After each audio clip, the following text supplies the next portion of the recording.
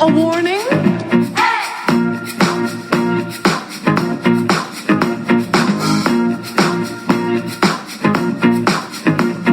There's nothing to worry about. I'm worried that you work in an office, have children, celebrate wedding anniversaries. The world of heterosexual is a sick and boring life.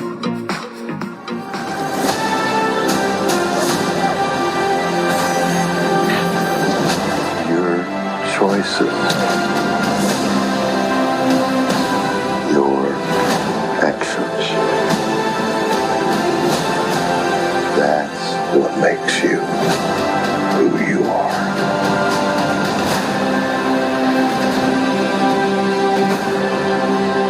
Superman. He's not a man. He's an it. He's somehow become the focal point of the entire world's conversation. I will not accept that. I cleaned your boots. I'll go get them for you.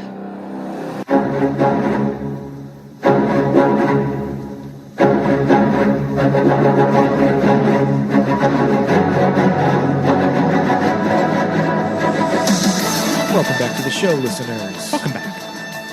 We just saw this today. We just saw this movie today, is a mere fresh on hours our ago. minds. Yeah. Saw this movie twice. Listeners, we're doing this for you. Trip to the Santa Anita Mall. Now that for we this have week's our episode. AMC, what the hell do we call it? The A-list? Stubs. A-list. Now that we're A-listers again, we can just go to movies at the drop of a hat. Mm-hmm. We're gonna go see it again after this. Maybe not. Well, this is a long-awaited This is gonna be a fun film. episode. I was very happy when it was released, and I was very happy when I walked out.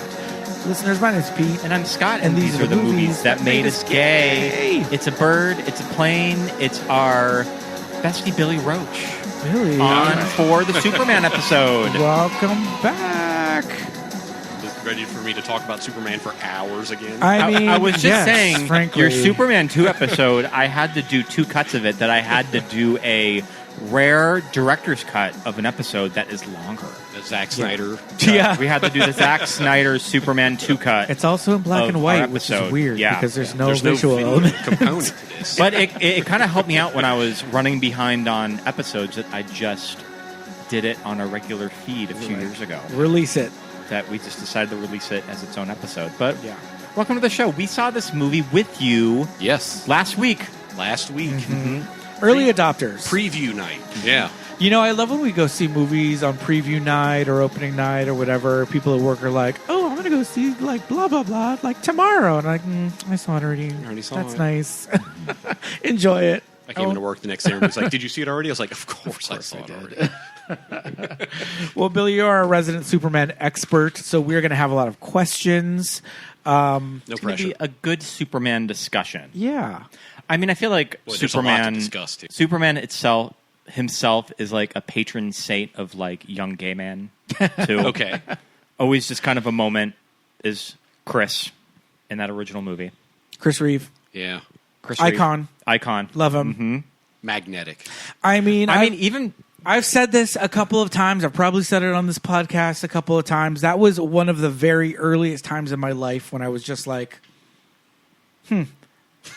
all right. I think I like boys. I mean, even for Superman young. Returns in 2006 when I was in college, I remember looking at Brandon and all of those publicity stills just being like, oh my God, that is a man right there. So leading up to this movie, we watched a couple of Supermans on streaming DVDs They're all that on we the have. Max. They're all on the Yeah. Max. All on HBO Max. We're going to talk about the costume.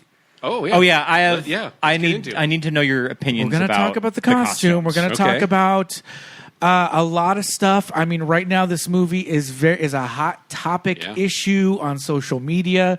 We are here to shut down all of you fucking losers out there because get the hell out of here with your Superman is woke bullshit. Meanwhile, Quest You've for been Peace asleep. Quest for Peace is quite literally about nuclear disarmament. Yeah. If you're going to be pulling the Superman as woke. He's throwing nuclear weapons into the sun. in Superman 4. I mean, In a giant net. And you just put all of your nukes in a giant net. which has pulleys and spin it around, throw it into the sun, because that's going to work out just fine. Yeah. But I mean, we're not going to spend too much time on the trolls and the haters. But it's one of those things. It's like, shut up, you're on the wrong super side. shit. Hashtag super shit. Come on, fuck off. We're here to tell you, this has always been Superman. Yeah. Come on, Day one. What are you thinking? Superman. What are you thinking? Yeah. Snyder Bros. Oh my God! I wish the Let's Snyder jump in the Bros lake. would just give it up. Give it up. To this day, they're still like, I think that sell the rights to Netflix. I'm like, first of all, I think he they- doesn't have the right to sell anything. I also think the Snyder Bros secretly enjoyed it. Oh, and they did. and they just don't want They to did. say anything about it. They cried. They cried during Yes. this movie. They loved it. I know they did. Yeah. Henry Cavill was a great Superman. He was. We love Henry Cavill. We We're love not Henry. saying that those movies. Well, we're not saying that those movies are good. I mean, speaking of movies that made us gay, We're not saying those movies of are. how Henry Cavill is photographed in that movie, he looks like a porn star from the 80s. In that first one, in Man Cha. of Steel. I mean, Yeah. Zack Snyder knows how to show off the male form. Yeah. In his films, when His you look tits at are all over that movie. the DCEU's Zeus compared to Russell Crowe. That also brings up a question, though. You look at Man of Steel and you see Henry Cavill come running up out of the water after he saves that oil rig, just like chest bouncing. Yeah. He's having Bouncing. that. Yeah, he's just glistening and bouncing. Titties. And then he's sitting there talking to Lois after he's been detained. You see the chest hair poking out. Is that a product of modern superhero movies, though? Right. Look at every Superman film before that and now after it. There's no shirtless Superman. I was going to say, we don't even get No. Corny shirtless in this movie at all. You don't even get him in a tight t-shirt. You don't even get any good shots of his body and how much work he did to it. Yeah, and he got, Interesting. some would say, bigger than Henry. Yeah.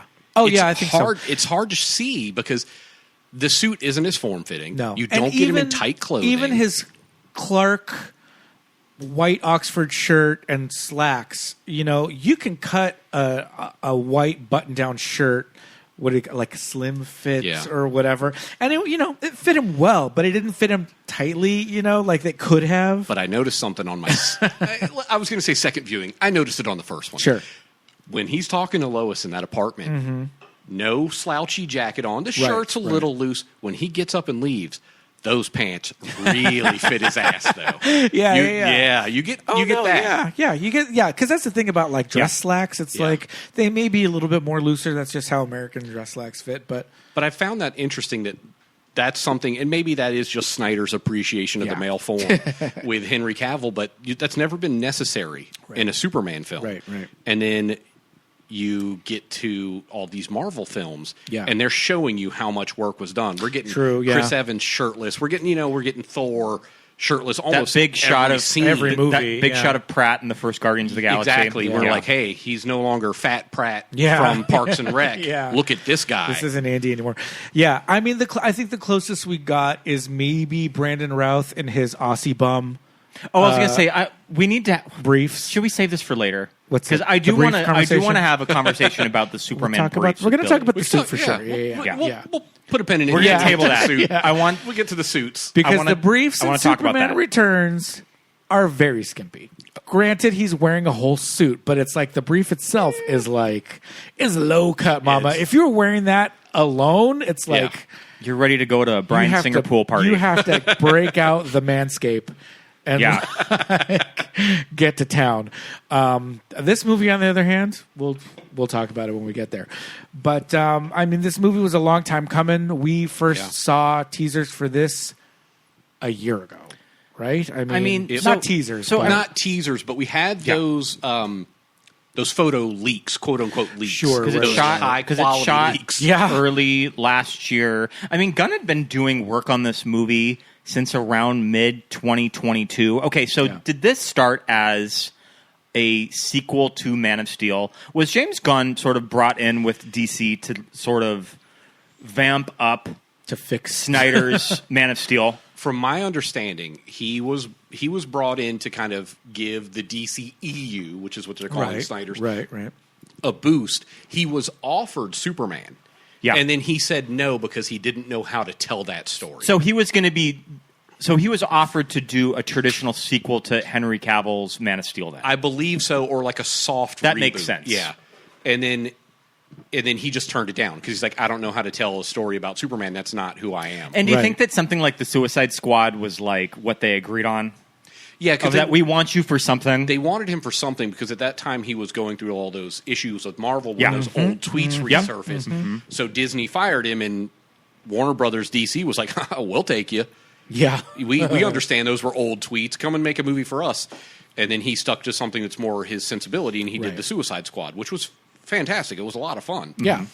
And that the Suicide Squad, that's what pushed Guardians 3, correct? That pushed Guardians 3. Yeah, whenever he signed on with DC, Warner Brothers, Disney Marvel said, was like, we'd like our toy back, please. And then Disney probably crunched the numbers, Just and they kidding. figured out that maybe we can't afford to lose James Gunn for that third Guardians Well, movie. that's when Dave Bautista, the entire cast, running off his mouth, probably started the campaign like, no, the entire I cast, will not come back for part 3 unless you bring him back. Which, good on them. Yeah, Sticking by their director. absolutely, yeah. And Guardians 3, great movie. Good movie. Yeah. It's a solid conclusion to enjoyed that it. trilogy. It's very heartfelt. Yes.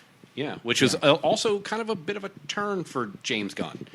I mean, he attributes his father passing to a lot of his emotional growth and why he was able to connect and write a Superman story. Yeah, yeah. It kind of changed him profoundly, which is, probably was a long time coming.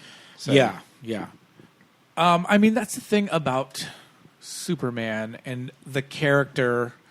We see this a lot with Batman movies, and we were talking about this earlier today, is that in all the iterations, TV shows, movies, comic books, what have you, animated series, there's always a little something that they just kind of have to throw in there. And we were all so relieved that in this movie we didn't get so much origin. We were just like, boom, here he is, here's Superman, we got to crawl. Let's go. What are the shots that have been done to death in Superman? It's probably Clark running through a cornfield and jumping. Well, I mean, I love 78.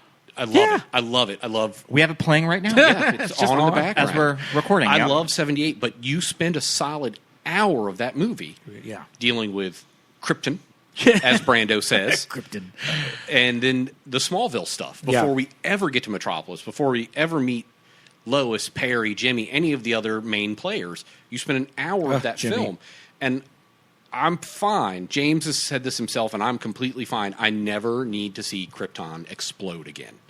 Sure. There's 3 things he said he never wants to see in film again. He never wants to see Krypton explode. He never wants to see Batman's parents get killed. And never wants to see Spider-Man get bit by that radio. He doesn't want another shot of Martha Kent's or Pearls.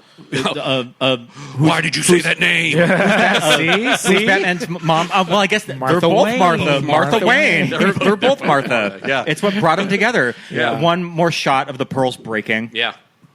I mean, I will say that when it was included in BVS, I felt like Zack Snyder did it artfully, but we didn't need it. My eyes were rolling in the theater when I saw that.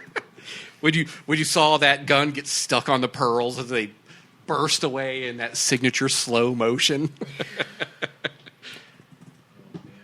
Yeah, so I think this movie did a really good job of kind of honoring what we already know about Superman and then giving us something. So now that we've Not exactly broached the new, subject of no Krypton explosion, how did you feel about for lack of a better word, because I'm a Star Wars kid, is the crawl? Sure. The crawl at the beginning, the text that opened up Superman. I mean, it gets the job done. Yeah.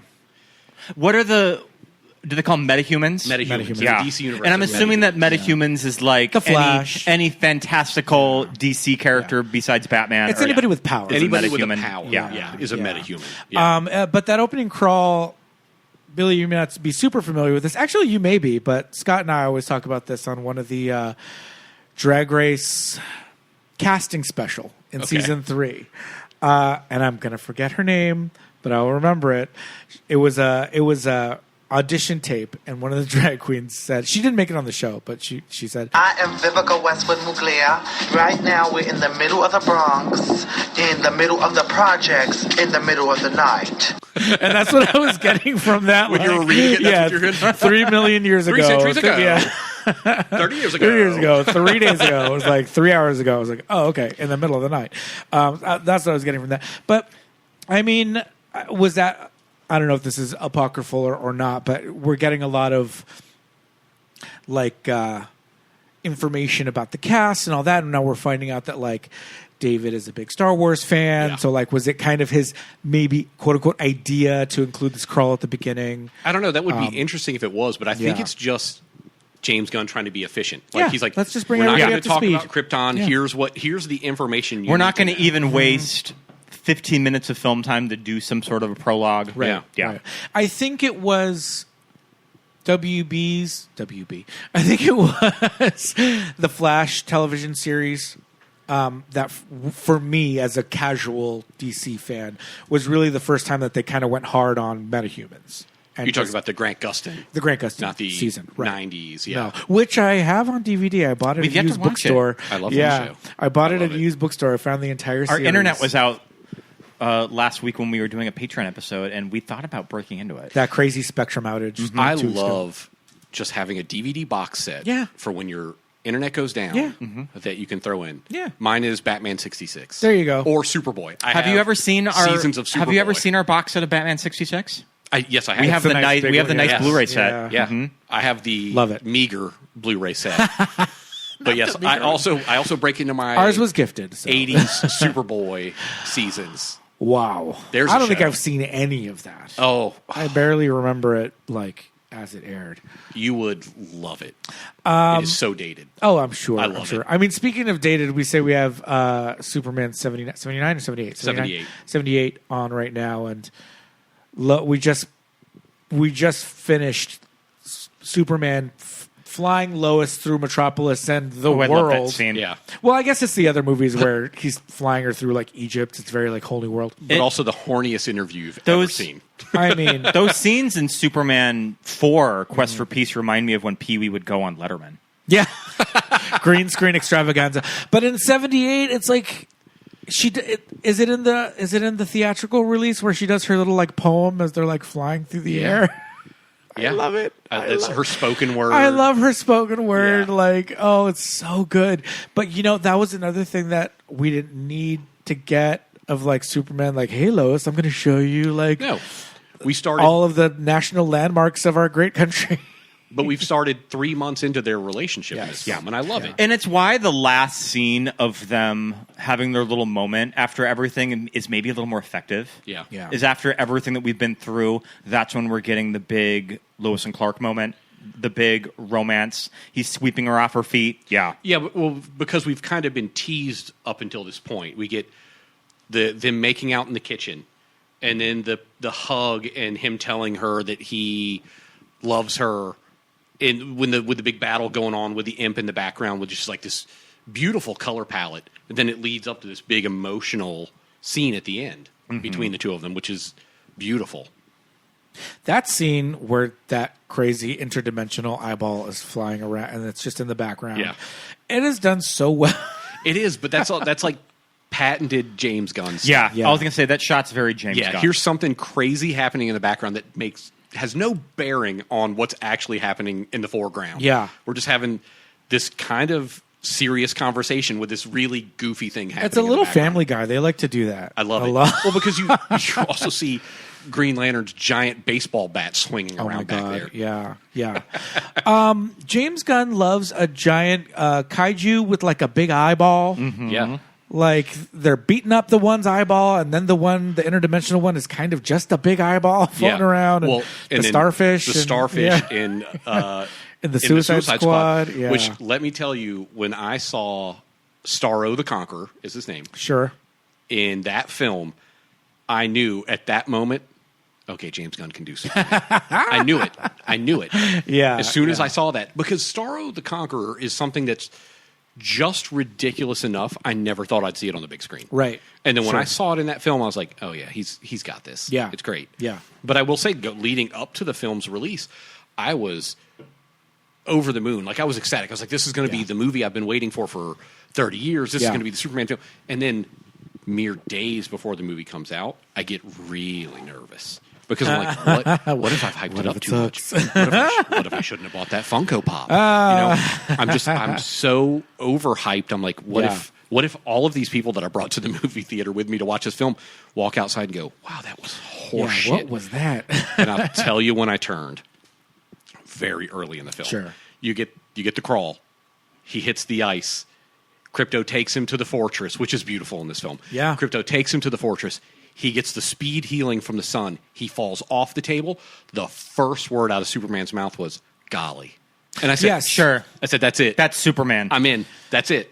I noticed that on this viewing. He said he had a lot of gollies. He had a lot of Shucks. And that was darn it. And that's like He said, darn our it, friend Dylan. That was kind of his big problem with the Zack Snyder movies. I remember him talking to us about what he didn't like about Man of Steel, and it was kind of that.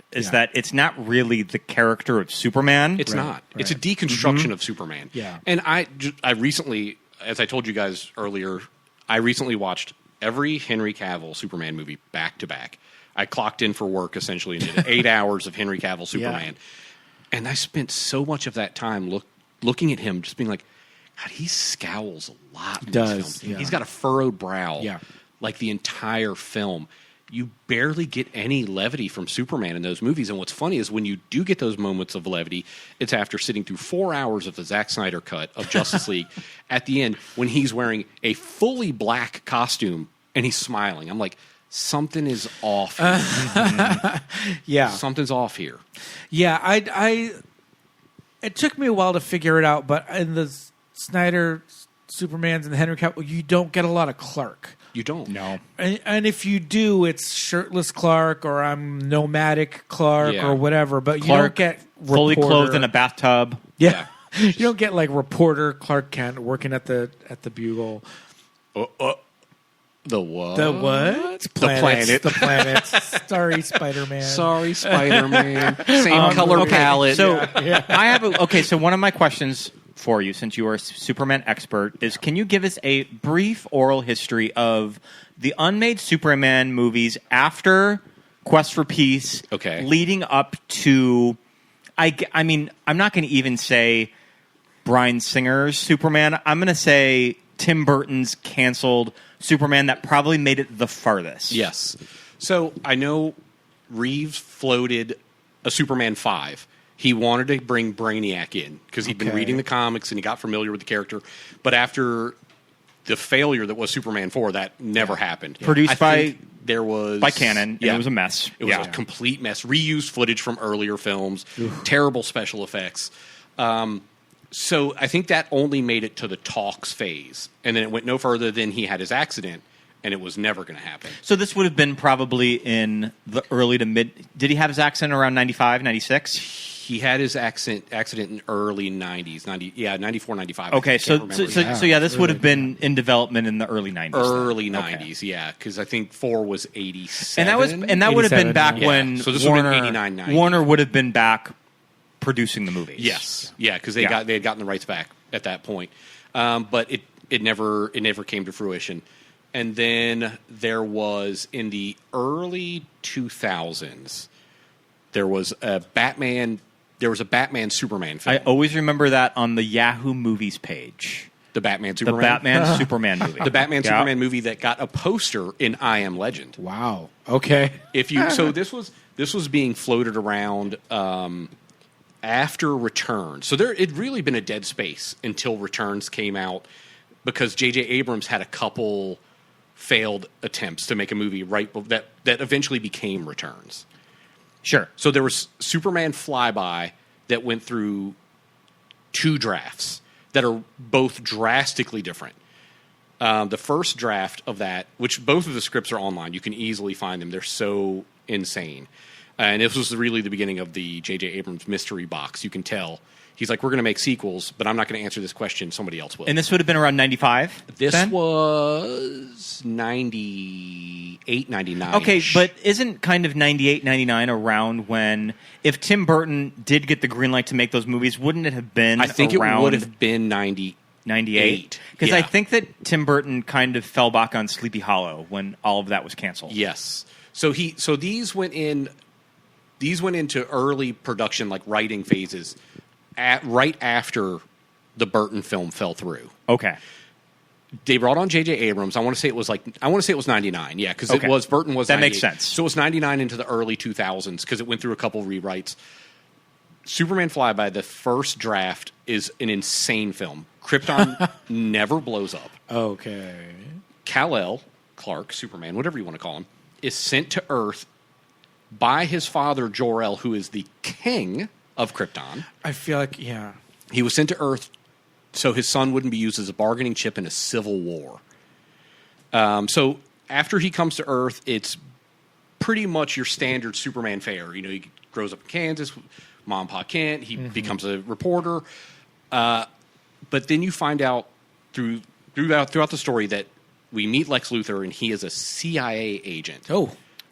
Who is basically running like an X-Files program. Huh. He's big into aliens and flying saucers. The big reveal in that film in the third act is that Lex Luthor is a Kryptonian sleeper agent sent there to bring Kal-El back to Krypton so it can be turned over to Ty Zor, who is the villain in this movie. Yes, Ty Zor. A tale as old as time. So what director was attached to maybe doing this? That was going to be McG, I believe. Okay. So this is the McG movie. This is a McG. I mean, they made it as far as reading actors for it. Yes. Henry Cavill auditioned for it. Amy Adams talks about flying to Australia to audition for it. Yeah. Henry Cavill auditioned for it, and then it went through a rewrite. McG left, and it was going to be Brett Ratner.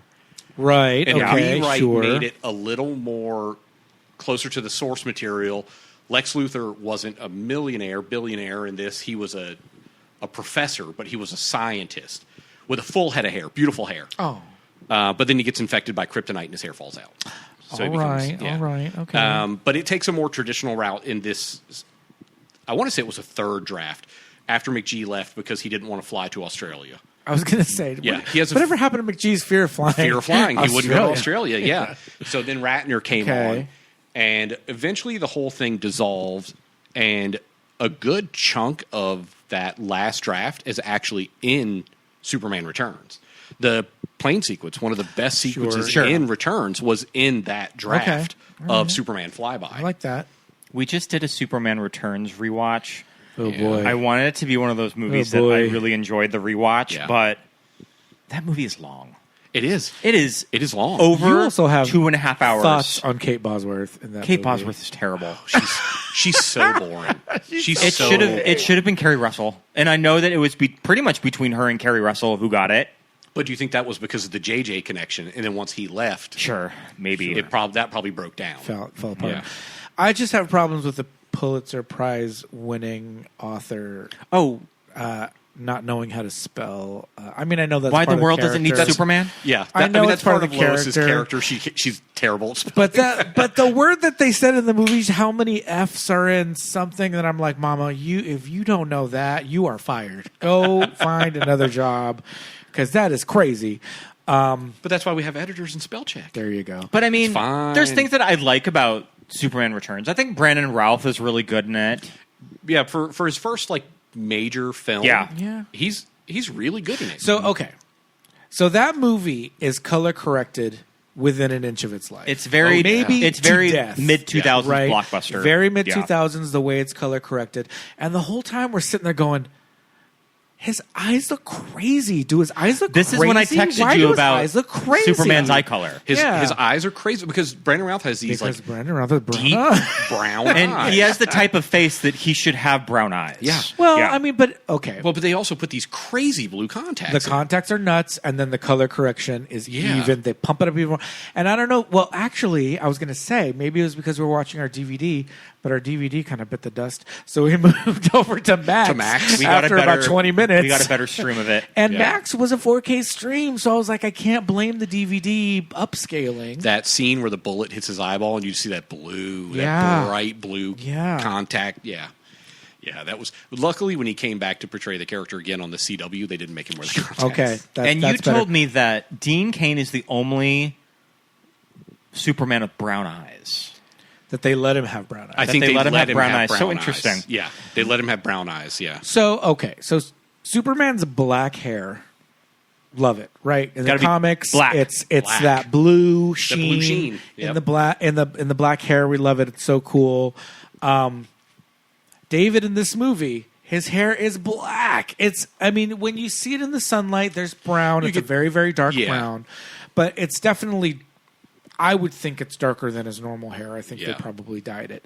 And there are some scenes when he is in the sunlight, especially, that his eyebrows look very fair. His eyebrows, I was like, ooh, maybe they needed to bump up the eyebrows a little bit to match. But I think for the most part, it looks pretty convincing. I mean, if we're going to talk about hair eyebrow matching, let's talk about Hemsworth bleaching those brows for the first Thor. Yeah, the first Thor, it's psychotic. It's distracting. It's wild. I have a hard time watching that film just because of those eyebrows. I do. I can't do it. I do as well. But I think as far as like the look, I think David might be the youngest looking. I think he looks like his face features. Yeah. Maybe to me even look a little younger than Brandon. And I mean, he's probably older than Brandon was. I think Brandon so. Routh was young, wasn't he? In his 20s? All the Supermen were pretty young. Chris Reeve in the first film was 26. That's true. Yeah, you're right. I think He's that 26, Corny was born in 94, I think. Okay. Yeah. He's 30. He just turned 31. Just turned 31. Okay. Yeah. So when he was just filming has a this, baby face, he though. was in his 30s, late 20s, early 30s. Okay. So he was, I want to say, probably the oldest Superman. Yeah, okay. Do you Chris think Reeve was that 26. Wow. Brandon Routh was in his mid to late 20s. Okay. And I think Henry was 29. Okay. Do you think that Wow. for this unmade McG movie that J.J. Abrams wrote, do you think that they would have cast an unknown as Superman? I mean, that's what they were. It looked like that's what they were going for. Sure. I mean, they read Henry Cavill, they read Brandon Routh, Oh, wow. but there was a huge list of well-known names too, which is insane. Yeah. Jude Law, Yeah. Brendan Fraser. What Josh Hartnett. What was I telling you the other day? Okay, now I have seen pictures of Josh Hartnett floating around the internet. Did you see Hartnett in a suit? But I don't know. Do I believe that? Do we believe that? Is that real? So Hartnett, It's a I little believe, Photoshoppy? was, no. Okay, Hartnett it's real. put on the suit. He talked about wearing the suit. He looks so skinny. but in I that don't think picture. it was. I don't think I've seen this. Let me It Google wasn't Google for it. the McG Ratner thing. It was for this mid to late 2000s Batman Superman film. Okay. Oh, yes, please. I was looking at. He's so young in this. He's so young and he He's looks so so skinny. young. looks like a college kid that's going to like Yeah. a Looks like a frat little party. boy, It's yeah. like superhero night at the It frat. really is. So does this? Yeah. This claims though that it was for Flyby. Okay, so I take it back. I thought it was for Batman. Now, Superman. is that the one that I thought that I had read that they really wanted Jude Law for Zod? I think Jude Law would make sense. Which I think would would make make more more sense. sense. for He'd Zod. make sense as Zod, but Yeah. it could be a Corenswet Hoult thing. I don't where think he that- read. yeah, I don't for think- both. He Yeah. read for both. I don't think my yeah. boy Jude Law can do black hair. No, I don't. No, Would it wash him out? Yeah, I don't know. You'd have to do something about that hairline. but you got to think Sorry. this was. You got to think this was early 2000s Yeah. Jude Law though. Yeah, it was that's before true. the hairline was That's creeping. true. Yeah. Was that a read? I would have. We like, love Jude. I was I trying mean, to we think of. love I was Jude trying to think of Law. Come actresses from the '90s who I could see making a good Lois Lane. I mean, there's one choice. We always talk about Sandy. There's one choice and one choice No. only. It's Sandra Sandy. Bullock. Sandy. Yeah, I think Sandy would have made a really good Sandy Lois Bullock. Lane. Yeah. Yeah. It's gotta be. That's true. That's true. She was the one who was hotly rumored to play against Nick Cage, though. In That would make Burton. sense. I that think would they would make have a lot worked of really well sense. together too. The trio in that film was, from what I understand, was going to be Nick Cage, Superman, Sandy Bullock, Lois Lane, Chris Rock, Jimmy Olsen. Got it. Who? Yeah. Okay. Jimmy sure. Olsen's kind of always the character that you can this easily like swap with different types of ethnicities. This is also the too. era that we were going to get Marlon Wayans as Robin. As Robin, yeah. So, okay. Well, since we are on a Lois bit of the conversation, let's talk about Evan Rachel Brosnahan. I was going to say, as I was watching the movie, I had to remind myself it was not Evan Rachel Wood.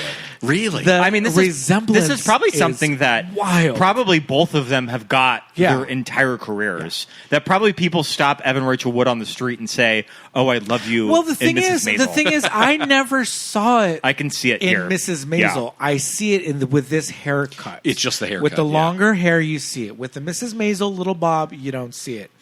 See, I And- never saw it. Now not going to be now able to you can't unsee it. Yeah. Now, and I mean, I'm not body shaming at all. I love Rachel Brosnahan, but there was something about the cut of those pants that made her legs look like bow-legged in like the wide cut and her little stance, and the way they were that clam digger length that cut her off at the ankles, that shortened her.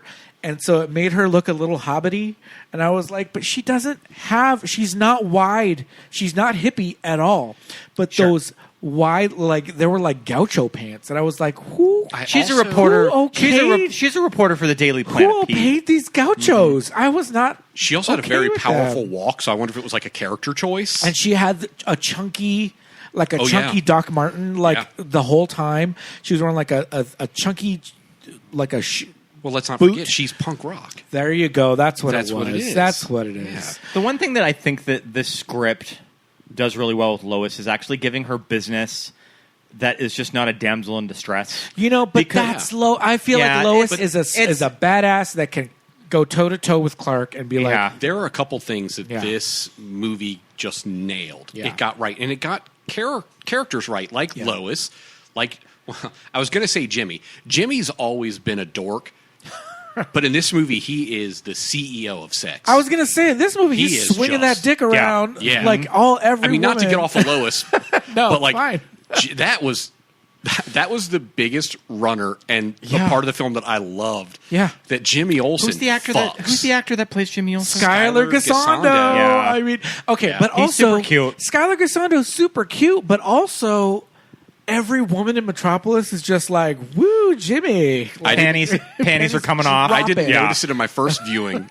I noticed it in my second viewing when he's sitting in the Daily Planet and those two girls are giggling at him. Yeah. There's a cutaway and you hear the girl go, he's so hot. He's so fine. Or so, I was like, what? Maybe he's so fine. Girl, like, this freckle Jimmy face. Olsen?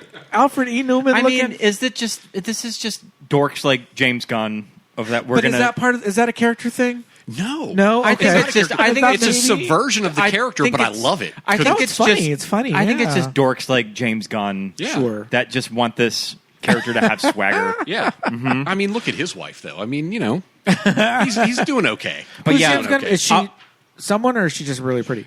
She's pretty. Jennifer Holland's her name. She's an actor. She was in Peacemaker. She was in the Suicide Squad. So it's kind of like a Mike Flanagan thing. Has the super hot wife. Mike Flanagan's wife is beautiful. Yeah. I love Mike Flanagan. No shade on Mike Flanagan, but when I remember that she's his wife, I'm just like, really? Right? Yeah. She's been with him for years, like since before his career exploded too. They're also super cute together. They do like these Instagram videos, so good for him. But I mean, I love Flanagan. So all the they seem super right for each other. She seems like a big dork. I mean, she is. Yeah. And here's the thing about James Gunn, and when I've read criticisms of this movie that I can kind of see is James Gunn loves a bimbo.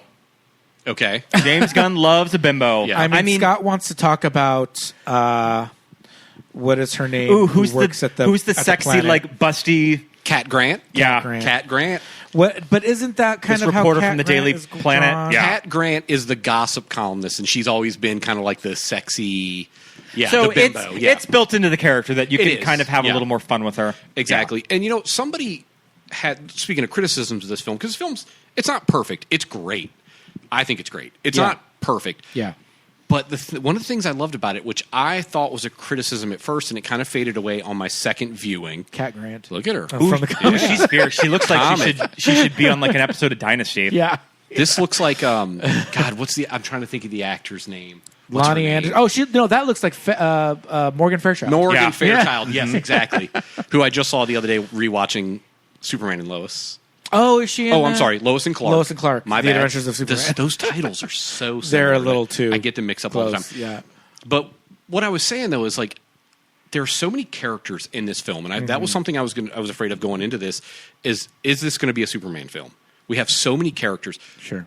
But I've trusted James Gunn again. He is great with an ensemble. He knows how to work an ensemble. But just like a great issue of Superman, I didn't need to know who all these characters were.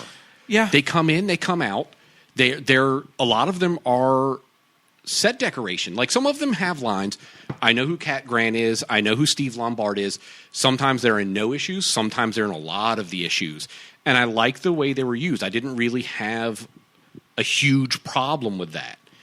I know a lot of people do. You're like, why would you bring in all these characters like Ron Troop, who gets one line, and I think it's even a word. Perry tells him to grab his stuff when they're getting on the T ship. Yeah. And he's like, got it, boss, that's it. Like, Ron Troop is a character in Daily Planet. He doesn't have anything to do with it. Is he the one that doesn't have a seat? No, that's Steve Lombard. Okay. Ron Troop's the young black kid. Because that was the thing. I was like, I noticed it in this viewing where he's like, okay, all of you, and then you come too. And then I was like, we know everybody here except him. Yeah. He hasn't said anything this Ron whole Troop time. In the back there. But Yeah. he gets to come on the Because these are Mr. all Terrific, like, named characters Yeah. that are core cast of the Daily Planet. Sure. And I didn't need them all to have stories. I mean, this movie would have been 7 hours long. No, yeah, totally. It's fine. I get it. That's kind of a bit for the comic book fans. Sure. Right. But it doesn't distract if you're not a comic book fan. I don't think. What's the name of the Justice League in this movie? The Justice Gang. The Justice Gang. I think they're used enough in the movie that it doesn't feel like there's too much of them or too little. Yeah, too. I mean, obviously, Mr. Terrific's the standout. Yeah. Yes. Guy Which Gardner is so was great. interesting. I thought that, I mean, I would just have imagined that if they were going to use them to the extent that they were used, I just assumed that Nathan Fillion and that Guy Gardner would be the one. But yeah, he's used more for comic relief. Yeah. And Mr. Terrific was so good. He was. Yeah, very good. Yeah. He was just like, Eddie Gathegi's. yeah, he's I great. kept thinking Fantastic. of Billy. You might remember this. Do you remember what Greg Kinnear's name was in Mystery Men? Oh, God.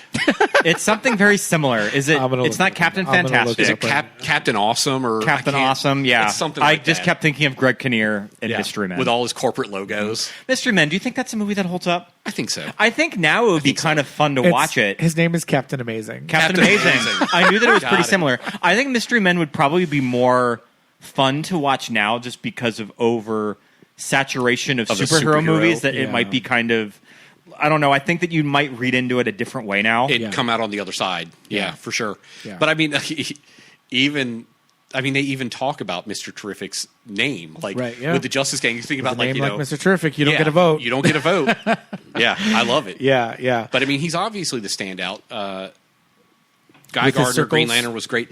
I will say, and maybe this falls to like what I was saying with the Daily Planet characters. If you're going to feature the Justice Gang, I feel like Hawkgirl was underdeveloped. Sure. I would have liked a little bit more. Like, I knew who Green Lantern was. We got a lot of Mr. Terrific. We didn't get a lot of Hawkgirl. And Hawkgirl Right. is a really varied character in the comics. There's different versions of her. versions of Yeah. One, she's an alien warrior from Thanagar. She's a space cop. And then one, she is reincarnated, like Egyptian lover. Right. And she right. keeps getting reincarnated with her lover. And like, And that's the one that they use in the CW show. yeah, so I don't know who she's supposed to Right. be. Like, we know Guy, we know Terrific. Yeah. I don't know which version of Hawkgirl she is. I would have liked a little bit more. And from I know her. online people have questions about, like, where did her wings go? They fold in. Are they mechanical? Do they fold in? They fold Are in. they part of her body? What's going on? They fold in. It's a movie. It's a cool helmet. Yeah. The look is great. It's a classic helmet. that- Hawkgirl is a wild character. Yeah, she This is is. a crazy and she screams like a character. banshee, She too. screams Yeah. like Yeah. a hawk. But I mean, this is James Gunn who brought us a talking raccoon in a time in superhero movies where they were like, Are you sure that's going to work? maybe America's not ready for Wonder Woman. Yeah. And James Gunn was like, I got this talking raccoon that I'm going to bring in. We don't know if we can And have you're a gonna female fucking love lead it. in a superhero movie. Yeah, yeah. Boy, have I got the thing for you. Yeah, yeah. So, I mean, if he can make Rocket work, Yeah. you know, who's a main character, Hawkgirl in this one, you're like, sure, Yeah. sure. She's got a big mace. And who's to say we In her won't get hands. more development from her in a completely different film? Not another Right, Superman. right. Maybe we'll get Justice League in like a decade or something, and we'll get a lot of Hawkgirl. Yeah, Who knows? yeah. Because this new DC universe is wide open right now. Yeah. It's got 3 real projects, and then a 4th coming soon. Okay. So we've got Creature Commandos, Superman, and Peacemaker coming out next month. And then a year from now, we got Supergirl. Damn. And there are a lot of films announced, but aren't like in the pipeline because he's been very clear that movies won't get greenlit until the script is good, which I appreciate. I love that. Yeah. I love it. Yeah. I mean, so much backpedaling from huge IPs like Marvel and Star Wars. Right. Sure. I did a count, God, I want to say a couple months ago, that Star Wars has announced 16 films. Nothing ever happened. How much of I think those do one you of think them are going to came get out. made? Oh, jeez. Yeah. None of them. Hate Yeah. that. Okay, so I would a little bit more about Lois. We're going to go back because we're going to talk about these characters. I appreciated this movie that, like we said, Lois is she's a very strong character. She's kind of like she's not taking shit from Clark. You know, when she finds out about this whole like interviewing himself nonsense, Yeah. she's like, "Listen, Mama, So did you get we're journalists? So did and you this get is from not the gonna work." teaser that I almost thought it was a role playing thing in the teaser, Right. Of that I I'm did gonna too, I'm yeah. gonna talk to you as Superman. Yeah. Was that like on purpose with the trailer? Probably. I think it was a little bit Yeah. of misdirection in the trailer, yeah. But the thing that's so brilliant about that scene, especially being so early in the film, I think is without any of the Krypton stuff, any of the Smallville stuff, you get a very clear sense of who these characters are within the first. This is 15 probably minutes of the probably the scene that they auditioned actors with. Oh, too. probably, yeah. I'm sure, yeah. But it gives you a very clear sense of who they are, and it's fantastic. I love it. And their chemistry too. The So chemistry between good, these two yeah. is amazing. I love Chris Reeve. Always will. He and Margot Kidder, I don't feel it. We have Margot we Kidder. Have like, thoughts about we love Margot we Kidder, love Margot Kidder, but I think that she's great in the first Superman and Superman 2. But because we just watched Superman 3 and 4 Quest for Peace, that performance is insane. And I get that there's a lot of production issues of that. This is probably an unplayable character, and she's not given a lot to do in those movies. Yeah. But it's a pretty insane performance.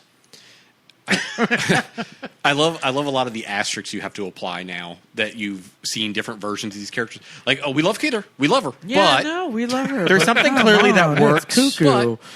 It's about crazy. her. I mean, we always talk about these audition reels for Lois from the 70s, and you see everybody reading for Lois, and there's just something about Margot that, well, clearly it's going to be her. Of when you see her reading. okay, because she's a badass. So you kind of are like, okay, she could be this report. And I mean, it's different times. It's the late 70s. So you're like, oh, this lady in the workroom, like with all these men, and she's a reporter and all that. So it's like you have to kind of take that into account. But, you know, she does have a really good, strong quality about her. But the character is crazy. Lois just has no chill. She's just jumping off Niagara Falls. just trying to jumping out of buildings. buildings. Prove a point. Yeah, and is Rachel Brosnahan doing that? I don't know, but see, that's another question about this film, though. Did he tell Lois, or did she figure it out? so I a think lot she of just figured it out. of the online. I like to think she figured it out. Well, a there's lot that. of the Well, online there, chatter in this for this movie is people saying, "Does the bullpen know?" And they are humoring Clark. Are the hypno glasses not working? Right. Does Jimmy, what's his name? The chief, can't remember. Perry. Does Yeah. Perry, Jimmy, and Lois obviously knows. But do they all know, and they all know that I think they it's all kind of. know? I think it's kind of subtext that they know. Yeah. I think Which I that kind of a lot like. I think that people kind of are making this assumption. I think the bullpen doesn't know. Yeah. But I think they know that Lois is hooking up with Superman. That Lois is hooking up with Superman. Yeah. Okay. Because at the end, And maybe Perry they just- says, how long has this been Maybe happening? they just feel a little sad for Clark. And, They're yeah. like, oh, and Jimmy's like, a couple weeks now. obviously got a thing for Superman. Sure. Okay. Okay. I feel like there's not enough scenes with Clark and the rest of them to really indicate that. Yeah. I would have liked a little more Clark in this film yeah. because I feel like that's been a shortcoming of a lot of the Superman Yeah, films, especially the most recent films that we got were with Henry Cavill's. There's like no Clark Kent. Yeah. And then he puts on a pair of glasses and he's still the same incredibly attractive man. Changes nothing about his posture or anything. So I would have liked a little more Clark. I think what we got of Clark was great. And then we get Clark on the farm, which is a completely different version of Clark. Yes. But I would have liked a little more Clark in the newsroom. Yeah. Sure. Yeah. Okay.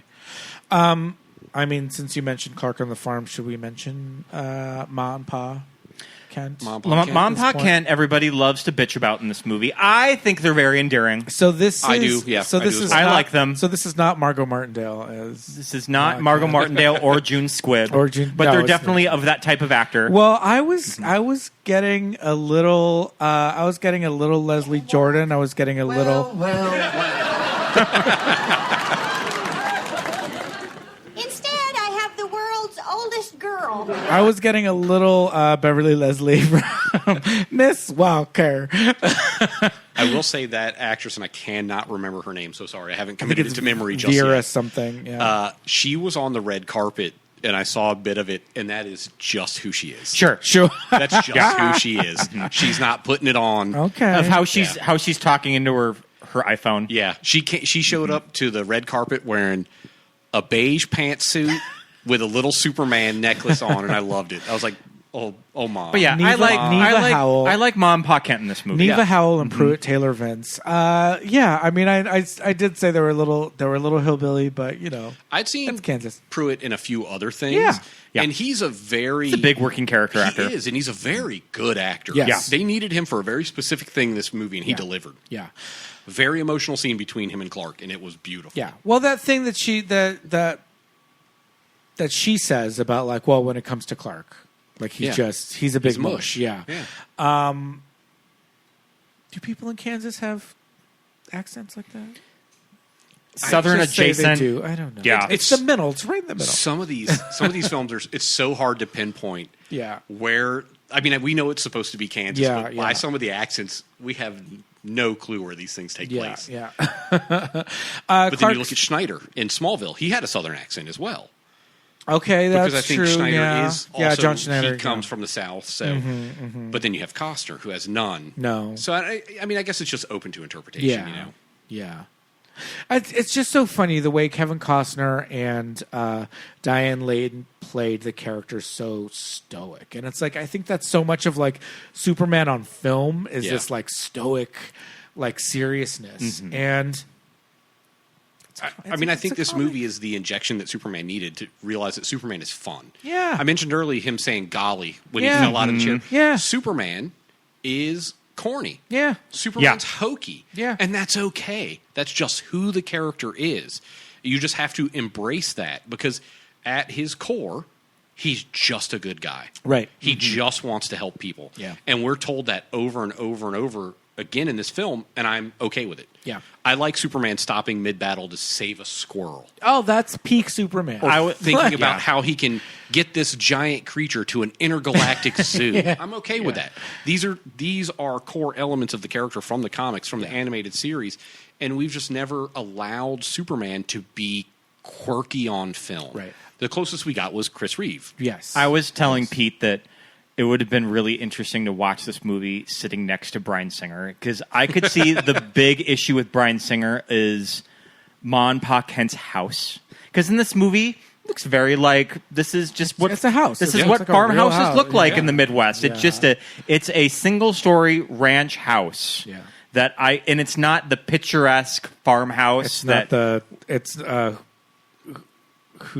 Tree of Life. Terrence Malick. It's not this Terrence Malick. No. Like and American I could see Gothic, it's those little things that probably really get under Bryan Singer's skin of when he sees a Superman movie that's not like the classic version. Sure. Yeah. But a lot of the choices in this were intentionally made, and you can tell we're veering away from what everyone else has done before. Yeah. Because when you look at Man of Steel, that farmhouse is still very reminiscent of what we saw in Returns, what we saw in 78, what we saw in Smallville. Yeah. It's very much that kind of two-story farmhouse on a big plot of land. Yeah. This seemed like actual working farmers. Yes. They don't have a huge house. You see a very modest barn on just a handful of cows probably too. A small plot of land. Yeah. Yeah. Talking about going off to get some burritos. Yeah. Is there anything you wanted to wrap up with Lois? No, I think we can move on. Okay, so the most Lois. important hot take that I want for you is the Superman suit. Okay. What do you think of this suit? I'm going to tell you when I first saw it, hated it. Yeah. The first Same. glimpse they gave us, Same. that picture where he's bending down, pulling up the boot. Yep. Yeah. I hated it. Yep. It had too many sags Wrinkles, and wrinkles. yeah. Too many sags and wrinkles. We'll say It's- creases instead of Yeah, wrinkles. and it had the collar is kind of opening. It's dirty. It kind of looks like they give him shoulders. Yeah, well, there's a big criticism from James Gunn whenever Corenswet started working out. He said, "I need you to work on your shoulders." Oh. Yeah. They even kind of beef up his shoulders a little bit. But They beefed up Brandon's shoulders too. The thing I hated about this suit, and that I didn't like that it was dirty. I thought we were getting that. This was after a battle. We were getting that amazing Spider-Man dirty basketball texture again. Sure. Yeah. Well, I mean, that's just how you do suits like super that now. suits. Also, all of the lines in the suit, the lines on the shoulders, the are lines those on the knees, this to me, when I saw it, I was like, this is too Marvel-y. Right. It looks like a Marvel I can see that. costume, and I did not like it. I mean, it's not. Oh yeah, look how back here. There's this Look at space that. in his neck. Yeah. And all this. Yeah, this It's back a- here is what. It's is an odd killing me. choice for a first look at a suit, I thought. Yeah. And if I was judging the suit off of that picture, I hated it. Yeah. Also, I've never been a big fan of Superman with a collar. How's that fit okay. under a shirt? He's supposed to wear this under his clothes. He's supposed to Sure. be wearing this How all does the that time. fit He's Yeah. supposed to rip open his Yeah. white button down. in 2013. There's no way he could wear this. Well, I'll say that he could wear this one under a suit. For the first shot, I'd say no. Yeah. I'd say absolutely not. In 2013, they relaunched the entire DC universe in the comics with something called the New 52. Right. Superman's suit in the New 52 is very reminiscent of this. It's got a high collar. Okay. It doesn't have the undies, though. It's got a high collar. It's got all of these unnecessary lines and seams, and I did not like it. My biggest gripe was that collar. There's no way he could wear that under a button-up.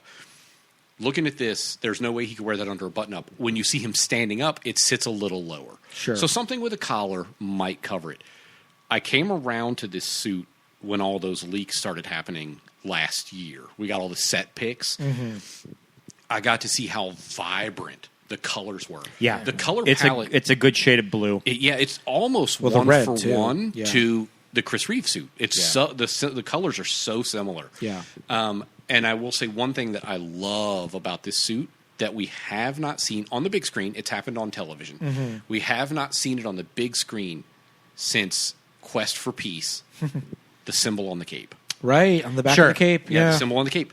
They didn't put it on Ralph's cape because Yeah. they used that awkward leather material for a It cape. looks so heavy. It looks so heavy. And it's maroon. Pete Yeah. was mentioning the density of that cape when we were watching it. Yeah. It looked like. It looks heavy. Yeah. Mm-hmm. It doesn't flow. Yeah. And then I think the option for that material was because it was easier to CG versus Sure, I cloth. can see that. Versus cloth. Yeah. And then you have Cavill, who has this really heavy looking cloth cape, but still no symbol. Yeah. Which I think Snyder said he thought the symbol on the cape was redundant. And it's like, man, you don't And get Snyder was and Snyder have to make that and Snyder was decision. too good for the briefs too. Yeah, he was. And I get trying to get rid of the briefs because they had done it in the comics the same year, maybe the year before. They got rid of the okay. briefs in the comics when they did this New 52 reboot.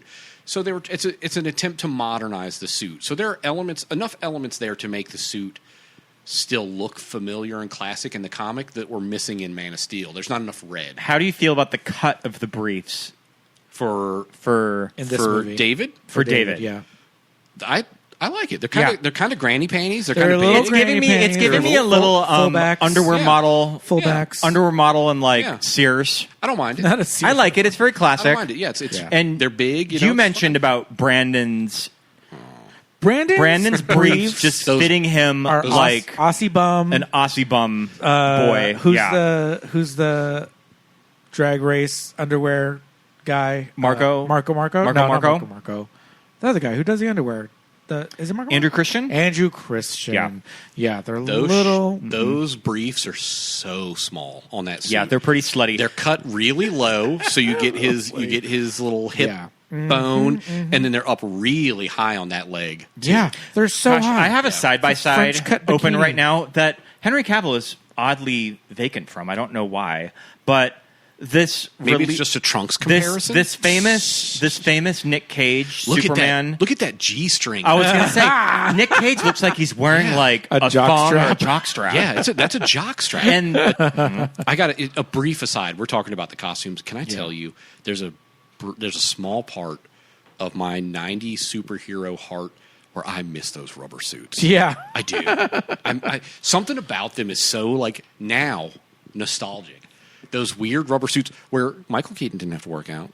You right. put him in a muscle suit. Yeah. Yep. Nick Cage was in great shape at this Yeah, time. he was. Look, yeah. I mean, he was in, kind of the height of Nick Cage movie star. He was in when this movie didn't get made. He was in Superman shape for City of Angels.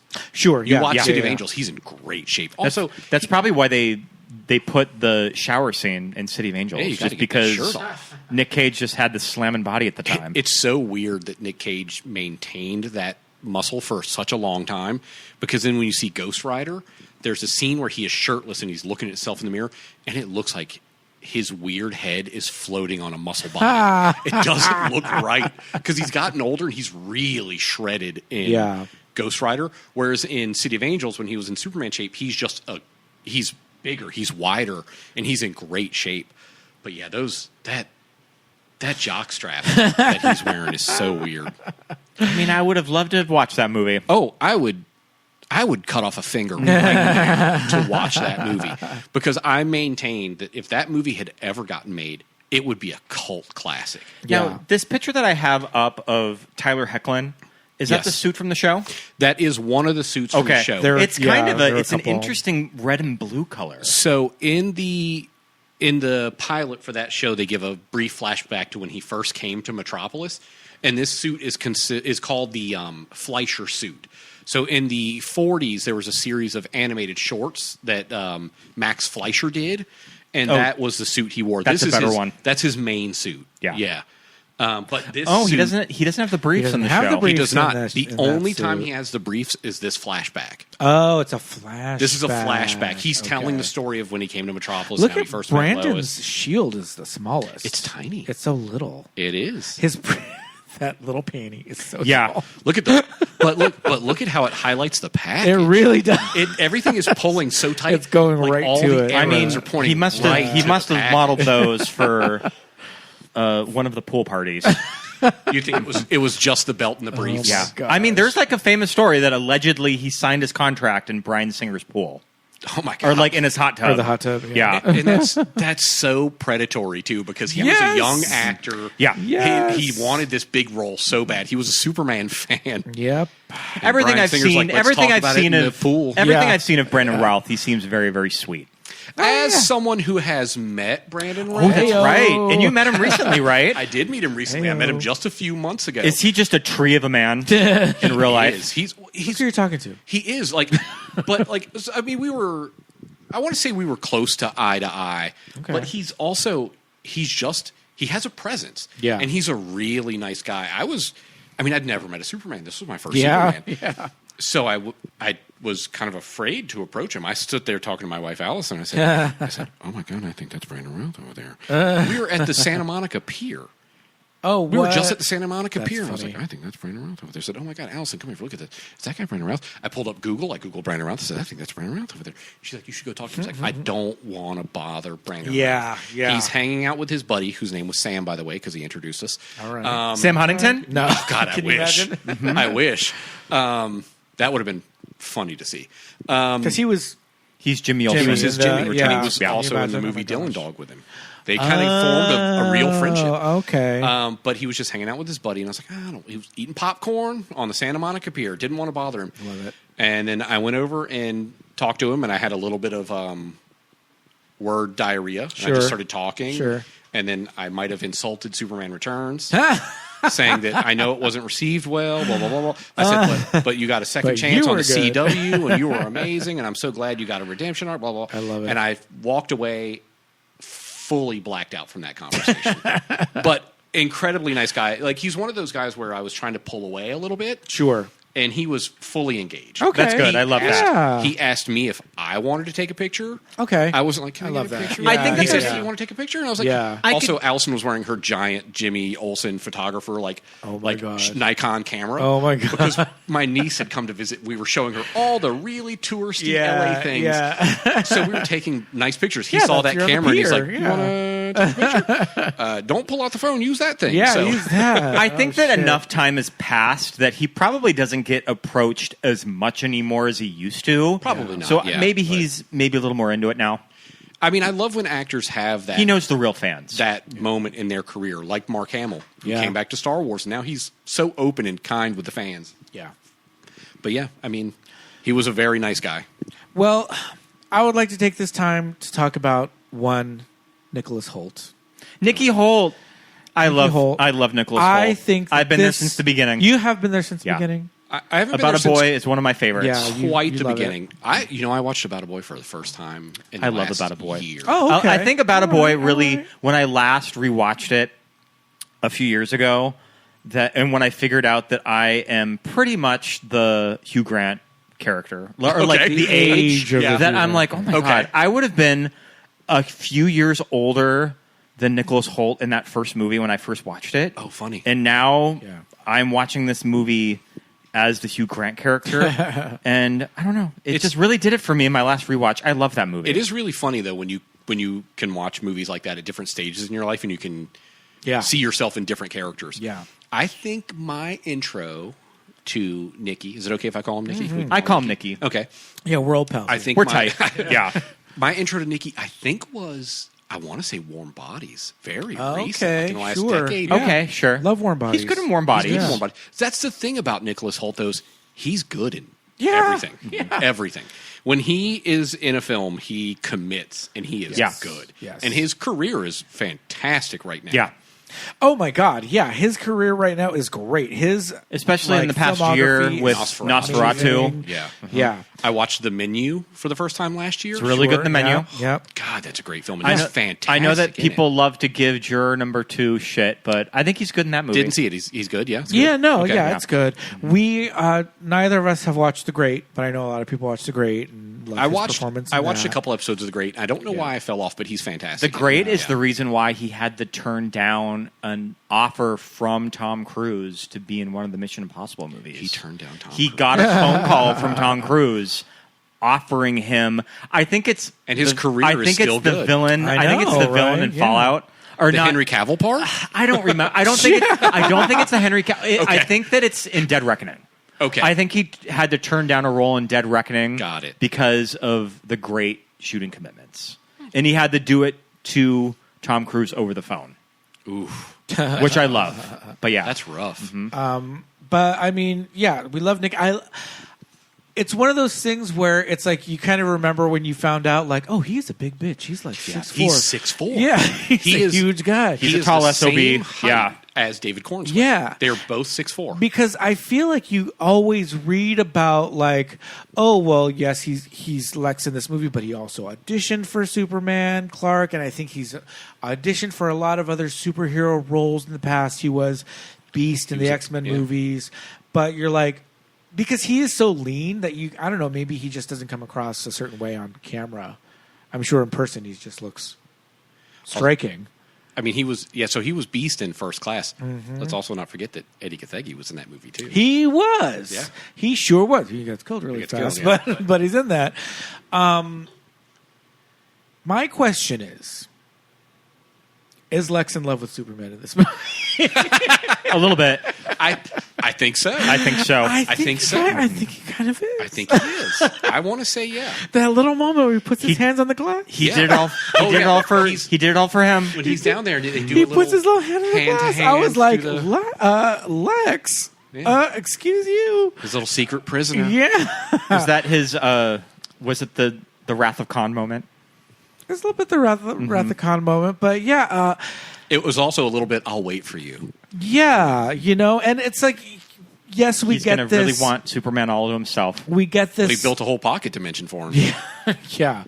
Put him in his little pocket. But that's the thing. It's like, and I think Superman says something to the effect of like, I'm sorry I live rent-free in your head. Yeah. But he says it right to him. He said, this obsession's a little weird. It's a little crazy. It's a little weird. Yeah. And, there's a moment where he's like, yeah, of course it's jealousy. It's an envy, It's like, I get that. Like, I'd be stupid not to see it or whatever. But it's like, is it envy? Or is it lust? Or is it something else? That's a fantastic scene, though. Speaking of Nick Hoult being just a fantastic actor. Yeah. And that's also something that we'd never really get from Lex in any other iteration. We don't get an emotional breakdown from Lex like that. He's always so composed. He just wants all that land in California. And this is something that the script does a little stronger than the Zack Snyder movies. I know that Pete has a lot of problems with the casting of Lex Luthor in that movie that kind of ruins Dawn of Justice for you. Jesse Eisenberg kills that. I think that... Okay, I'm glad. I thought you were going to be an Eisenberg apologist. No. You hate that movie pretty much because of Jesse Eisenberg. I cannot deal with having just recently character. rewatched that movie, I take it as Eisenberg's Lex is on the spectrum. Sure. That's how I read it. Yeah. But I think that if you're going to do the lazy... I mean, surprise, surprise, Lex Luthor is a combination of Donald Trump and Elon Musk. Yeah. But I think that there's something about his portrayal in this movie that I think is really successful with something like that. That I don't think that something like the Zack Snyder movies could never really completely go there with. That I think it works really well with the Lex Luthor in this James Gunn movie. I mean, that could be said about every one of those films that Snyder did. There's so many things that he never completely takes there. Right. He just can't. He just doesn't get. But yeah, this Lex was fantastic. I mean, they kind of cracked the code on villains with this. Yeah. Like, so many movies suffer because they just can't get their villain. Right. And Lex is a really complex guy, and I liked how they handled him in this film. Yeah. And I mean, there's a lot of iterations of Lex that you can go to. I mean, in the feature live action movie, we've never seen like the big green and purple suit, like mech suit that he wears, all of that. I thought we were going to, you know what? That mech suit, he did wear it. That mech suit showed up on the CW. Okay. All right. John Cryer's Lex Luthor wore that mech suit, which I think is a and that was on Supergirl? Supergirl. Right? Oh, From Lenny to Lex. Lenny Luthor in Oh God, Lenny Luthor is wild. That character's like... But yes, we've never gotten it on the big screen. I'd love to see it. I thought for a brief moment, because we see what he calls his Raptors in this, wearing that green and purple armor. Yeah. I thought for a minute we were going to get to see Lex don that armor and physically fight Superman. Yeah. But then he has that whole speech about brains over brawn, and I was like, okay, well, that's kind of classic Lex, and it was done really well. Yeah, yeah. And it's like we just, as movie-going public, we just have this idea of Lex Luthor as this like industrialist, and he's just this evil kind of megalomaniacal billionaire with all this money at his disposal. But I think it's done kind of in a fresh way in this movie. Mm-hmm. Oh, yeah. It's, because it's like, okay, we've seen it in the past, and it would be easy to be like, okay, now we're going to do like crazy Lex, in a suit fighting Superman himself and all that. But that could be our next version of Lex. He's been sent to an asylum at the end of this film. Yeah. But this performance was so good. It's like I feel like I know that you have seen kind of every version. But for me, I feel like this is one of the most successful, versions of Lex Luthor. I think one of the strongest elements of love this Rosenbaum film. We love Rosenbaum. Rosenbaum's up there. He's probably my favorite Lex. Yeah, but we also had 7 years with him before. Yes. So there's a lot of great character development. Yeah, but I think the thing this film gets absolutely correct on every level is casting. Yeah. The chemistry between all of the characters are great. And can I tell you, when they announced people were reading for this, I said, Superman, Lois, Jimmy, I got my dream cast. I said, Corenswet, Superman, Brosnahan, Lois, Skylar Gisondo as Jimmy. Lex was kind of like, he read for Superman, now he's Lex. That was just kind of thing. I don't even know who else read for Lex for this film. Sure. But it was my dream cast, and they're all fantastic together. Yeah. Were you that familiar with Corny before? I was with our corn girl before I was Superman? mildly familiar with. So I had just recently seen Pearl. This was after casting and filming. I watched Pearl super late. That I think I watched it a few years ago. And the projectionist, I was like, who is this super cute projectionist? And then I look on IMDb and I was like, oh, it's Superman. Yeah, I saw X, and then I just watched Pearl and Maxine back to back. So that's how new Pearl is to me. Yeah. And I think I was just watching it because I wanted to see more of him. My familiarity with him came through Hollywood. Yeah. We didn't finish Hollywood. No. Allison, I got to give her a lot of credit. She watched The Politician. And I came home and she goes, there's this guy on the show who looks like Superman. So he's one of Ryan Murphy's handsome brunette men. Yes, she's in the cadre. To her credit, picking out Superman, though, I looked at... She showed me this guy in The Politician, and I said, I said, don't see it. And then we watched Hollywood, and I said, okay, now I see it. And then he was also in another show on HBO called We Own the City. Okay. I think it was called. It was like a mini-series based on true events with like Detroit police and all that stuff. And he was really good in that. So I think my knowledge of him before Superman was Hollywood and We Own the City. Okay. Post him being cast as Superman, I saw Twisters, of course. I saw Pearl, things like that. But that was it, just those two. I never watched The Politician. Yeah. And beyond Hollywood was the first time I'd ever seen him. So that was my intro to David. I don't know if I quite buy the Superman curse with Corn Girl. Corn Girl. I think he is going to have a thriving career without Superman. I think we've pushed past the curse now. Yeah. I mean, Henry doesn't have a huge career. He's doing a lot of movies that I think get good word of mouth, but they're not critical or financial success. Right. And he keeps throwing his hat into all these different franchises.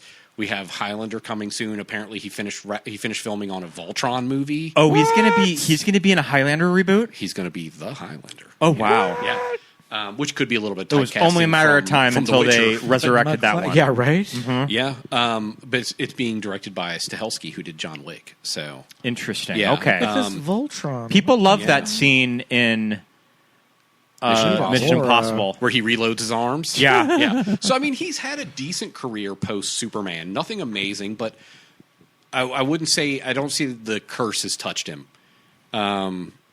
We've had Tyler Hoechlin on television, who just recently finished his run as Superman. Mm-hmm. So who's to say?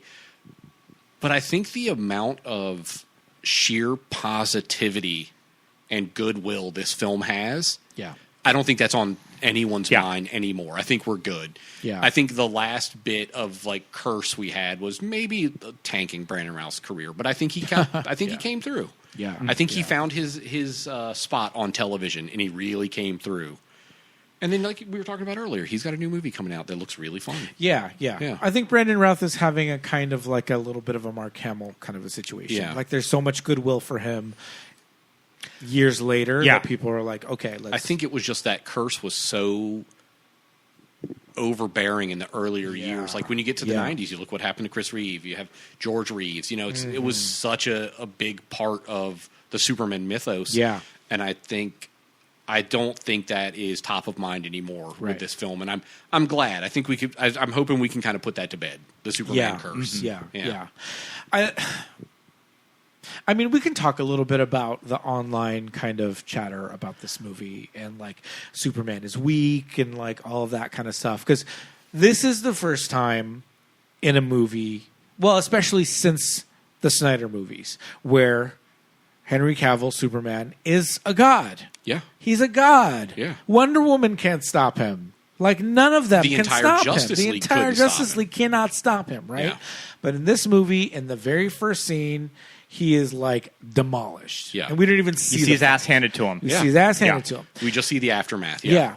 But then, moments later, at 83% capacity, he goes back and, like, fucking, you know. Which is kind of interesting because I feel like everybody always gives this character grief that he's too perfect, and that makes for a boring movie. Right. So I think that it kind of works like that. This is the thing. Yeah. Superman being a creation of the 1930s, right? Yeah. Throughout all those years, leading up to the 70s and the Superman movies, and then all the TV shows in the 80s and all the reboots and all that, becomes this godlike character that gets a little boring. Yeah. And so then what happens? Then we get Dr. Manhattan, and then we get things like The Boys, which are kind of like, hey, this is where this character can go if we continue down this path. And these fucking idiots don't see that, and they watch The Boys for 3 years before they realize, the allegory is kind of lost on them. Yeah. Before they have that moment. But that's just not... That's not creative. Yeah. To say the only way to make Superman interesting is to make him evil right. is boring. Right. That's boring. Absolutely. That's yes. boring. Yeah. When you say the only way to make this character interesting is to say, well, I mean, eventually he would succumb and he would be corrupted and he would be evil. Yeah. And that's just the... Or he'll get bored weakest, like Dr. Manhattan and just like not give a shit about and humans. just lord over yeah. humans. But if we're talking about lording over humans, what did you think about the change in his Kryptonian parents in the film? I thought it was kind of a gag in the theater when I saw Bradley Cooper. It was Bradley Cooper first of all was a gag. Gag. The casting. Yeah. We were like, Loved it. oh, okay. Mm-hmm. But I was like, how are the like hardcore fans going to take this? Jor-El is a character. Like Jor-El is isn't there a line in Man of Steel with Russell Crowe, which honestly, like Man of Steel, I think the most successful scenes of Man of Steel are the Krypton scenes. It's the opening scenes on Krypton. I could have watched a whole film of Krypton. Like it's the most successful aspect of that movie. And I'd have been like, great. But there's a line of dialogue where Russell says he'll be like a god to them. He'll be like a god. Yeah. I mean, and these are, I'm assuming, the kings of Krypton too. So they do come from this is an oligarchy too. That they're sending Superman to Earth to rule over the planet too. So it makes sense that would be the big reveal. And I think this revelation about Superman's parents sending him to Earth to rule is going to hit people two ways. Yeah. It's going to hit the people who've only watched film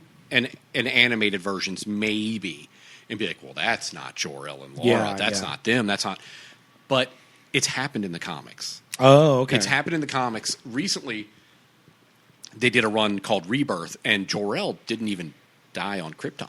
Okay. He survived in a black hole and came back, and he's like, "What are you doing? You're supposed to be ruling these apes." Okay, because the thing is, here's my question. Let's hear it. Okay. Earth's yellow sun is what gives Superman his powers, right?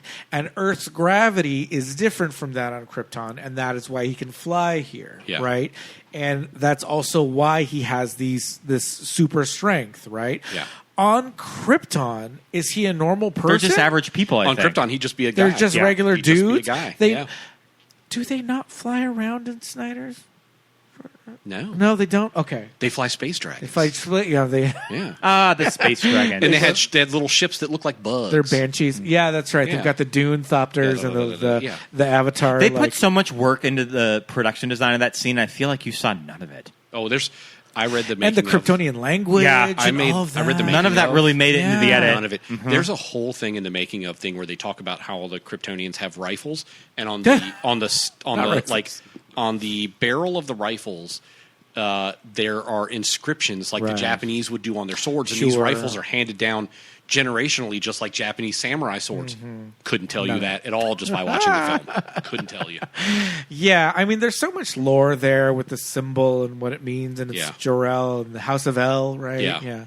All of that. And that's another thing that I think people want to know about this film is like, what's the symbol mean? Right. Is it the symbol of the House of El? Is it because Jor-El and Laura weren't wearing crests at all? Now, weren't you telling us that was an idea from Brando of the 78 movie? The symbol? As the symbol just kind of being the crest of the house? I don't know if it was directly from Brando, But I think that's where a lot of it started. Is it's just the house was from that movie because all the other Kryptonians have unique and symbols. then John Byrne, who is a comic book writer, reinvented Superman with a series called Man of Steel in the early 80s, and so much of that is drawn from the 78 film. So a lot of what they did in the 78 film kind of became canon. Canon for the character. Okay. Yeah, at that time. Okay. Because that was what was big, and that's what the character had become stale. He'd become boring. Right. You talk about making him a god, giving him all these powers. I mean, at one point in the late 70s, he had super ventriloquism. Like, who cares? Well, let's not forget about his super ability to rebuild the Great Wall of China after it was destroyed. With blue eye beams? Look, Like, what's that power? What is that? Just the power of blue steel. I mean, he can turn back time in the first movie. Yeah. Well, he's flying so fast, Scott. This is what happens when you fly against the rotation of the Earth. Yeah, don't you know anything? It wouldn't throw the Earth off axis or anything. Yeah, it wouldn't kill us all. No, it would turn back. Comic book physics. I love it. You brought up Quest for Peace a few times. Yeah. Did you catch? This could be a subtle nod, or maybe I'm overthinking it because I overthink everything when it comes to Superman. Yeah. Did you notice the Hammer of Baravia, the character he's fighting in the beginning? Did you notice his little black and gold zigzag number on his armor that looked very Nuclear Man? Oh, okay, no. Nuclear Man. Did he have nails, though? So I mean, he was wearing those gloves, so we don't know. So the Hammer of Baravia had lines. He spoke, right? With the Baravian fake Baravian accent. Was that David? I think it was. Oh, I think it was him doing that's a good question. doing it because it's through like a filter or something. Yeah, what's the Ultraman? Ultraman. He's Ultraman. Yeah. So I would imagine. And then I was thinking, is that him in the Ultraman suit the whole time? Maybe. I don't know. The body looks different. Yeah, the body. It looks way bigger. So okay, the big gag, the big reveal, the big like gaggerini when the Ultraman mask is like destroyed and he pulls it off and you're like, ah. Kind of took me a minute. Yeah, I was like, wait, to recognize that it was David. It's Corn Girl with longer hair. Who was that? Oh, it's him. Okay, now I get it. Took me a minute. Now you said that was one of your theories going in, right? I had a few theories going into this movie. Yeah. One of my theories is that Ultraman was going to wind up being a version of Bizarro. Right. Sometimes Bizarro comes from a backwards planet. Sometimes he's a failed clone of Superman. Yeah, where everything's backwards. Yeah. Bizarro flies into a room. He says goodbye. That means hello. They wear hats on their feet and hamburgers eat people. Yeah. All right. Batman's Bizarro wears his belt upside down and all of his equipment's falling out. Flash's Bizarro is the slowest man alive. He's very overweight. Yeah. Oh my God. Yeah. This is all on the Bizarro planet. Food. Yeah. Okay. But that was one of my theories: is that Ultraman was going to be a Bizarro, and in essence, he kind of is. Just like Nuclear Man is kind of a Bizarro. And he got sucked into a black hole. Right. So that doesn't. He could still be out there somewhere. I was thinking about that too. There's a little nod to Bizarro, to Ultraman being Bizarro in the costume. Oh, okay. If you look at Ultraman's costume, it looks very dark colors, but there's shades of purple in there. All right. And Bizarro's Superman costume is like dark blue, almost purple. So that's why that was a lot of where my theory came from, is that it was Bizarro's from the costume. Okay. What were your other theories? My other theory was that Supergirl was going to show up. That was kind of a no-brainer. no-brainer. I had read that actress was going to be in it, too. I didn't read that. But that's also a no-brainer. Like, they're filming a movie. they cast the movie her comes out already. a year later. Like, that was kind of a no-brainer. That scene read to me like it could have been a post-credit scene. It definitely felt like a post-credit scene. Yeah. Because the post-credit scene we got, sorry about it. I was like, I waited for this. You talking mid-credits or post-credits? No, the post. I love the post-credit scene. It's cute, but I was like... It's kind of their shawarma moment from the Avengers. Yeah. It's just these two guys. Can people really still work and live out of those buildings that they've been... No, I think it's going to be a whole row of just fucked up buildings. Yeah, they're just going to tear them all down and make a big... There will be some sort of memorial. Metropolis-wide. Make like a Pizza Hut. Here's my other question. A Wendy's there. Here's my other question. In the DC universe, whether it's movies, comics, whatever, what have you, Metropolis and Gotham are across this bay from each other, supposedly. Maybe. Have we seen that in any other movies besides Dawn of Justice? No. I don't think so. No, we've never seen it. Yeah. They're sister cities in Dawn of Justice. Yeah. So for me, I equate Metropolis with being New York. Sure. Right. And Gotham is Detroit. I see it more as Pittsburgh, but I think Detroit also makes sense. too. But there's got to be some sort of weight to that, though, because in the scene where the building is collapsing and Superman makes that great save by catching the building before it hits the car, and he triumphantly comes out of the dust. When he comes out of the dust, that music that swells. shot, get the hell out of here. But when you see that scene on the freeway, there's a sign that says Gotham. Right. So it can't be that far away. Yeah. How far away do we start seeing Los Angeles signs outside of California? No, yeah. So like you said, Metropolis is kind of the stand-in for New York City because I feel like in these, theoretically, New York City shouldn't exist. We noticed that Lois has a Delaware plate on her license car, is in Delaware. which I thought was When she's at the interesting. Hall of I mean, it is Justice. America. Yeah. Maybe that's where Lois is Because from. they do say no, she's from the city across the bay. She said, like, I grew up in blah, blah, blah. And then later on when the big crack was coming, she's like, it's just about to hit blah, blah, blah. And it was the same city she said she grew up in. I cannot remember the name I of the forgot what city. she said. But I was like, okay, so it's America because it's like truth, just the American way, but also which we never hear in this movie. You know they've changed it in the comics, right? I was gonna say What a does it say in the comics? lot of the like woke police were like, oh, they changed Well- it, and I was like, they didn't even say that. Stupid. That just Yeah. means you didn't watch the movie. In the comics So now, go fuck off. Superman's queer son, John, Right. he came up with a new slogan. Yeah. And it's truth, justice, and a better tomorrow. better tomorrow, yeah. And I really like it.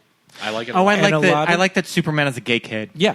And a lot of the people who are so mad about this movie about how woke it is are throwing that around, which is not in the movie. Yeah. Not even So in the it's movie. just like proof positive that you didn't watch it. Yeah. Before you wrote this bullshit. Well, everybody wants like, to get upset review before they bomb. even Exactly. watch the film, Exactly. before they even give it a chance. I mean, have just people become so used to that America is just run by Lex Luthor now? Yeah. That like Lex Luthor's just run America. Yeah. I mean, You know, I will say that there are a lot of allegories in this movie that we can easily say, like, okay, well, they're kind of clearly talking about, you know, Palestine and Israel. Palestine That's and a big Israel. one. All I'm right, sure it's a yes. sore subject with Gal. you know, and you know, what is the character that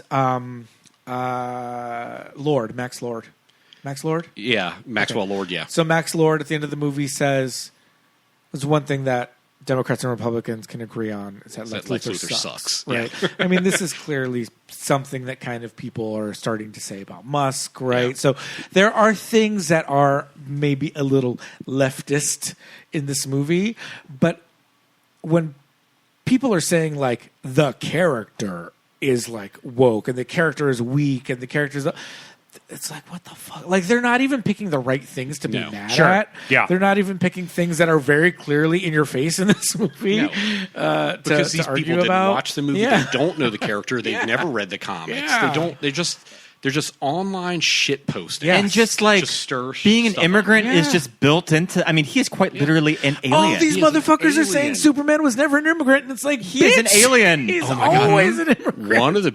One of the criticisms I saw, which just the person who posted it got dragged so hard in the comment section, is he posted a picture of the two actors playing Mom, Pa Kent in this film. Yeah. And this person with their whole chest said, I can't imagine these two people made this person. Well, they did. Talking about First of all. Superman. Well, they Yeah. didn't. Let me tell you a little bit about this character, buddy.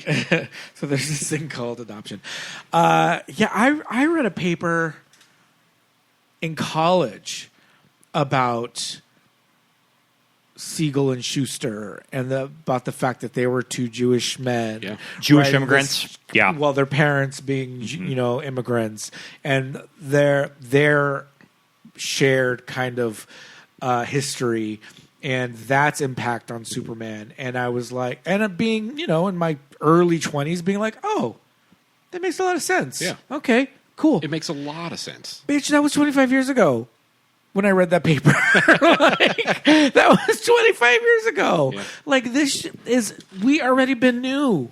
All of this. 1938. And if you did not know or understand the fact that Siegel and Schuster are two Jewish men who created this character and very clearly wrote about this experience that they had of being an outsider in the United States in the 30s. And having someone that can stand up for the little guy. Yeah. You know, fight the oppressed. You know, it's Yeah. like the oppression. It's like, I mean, and that translated very clearly into World War II as well. Right. Superman became that character famously, like Captain America, who's on the cover of comic books punching Nazis. And it's something that James Gunn said in an interview about.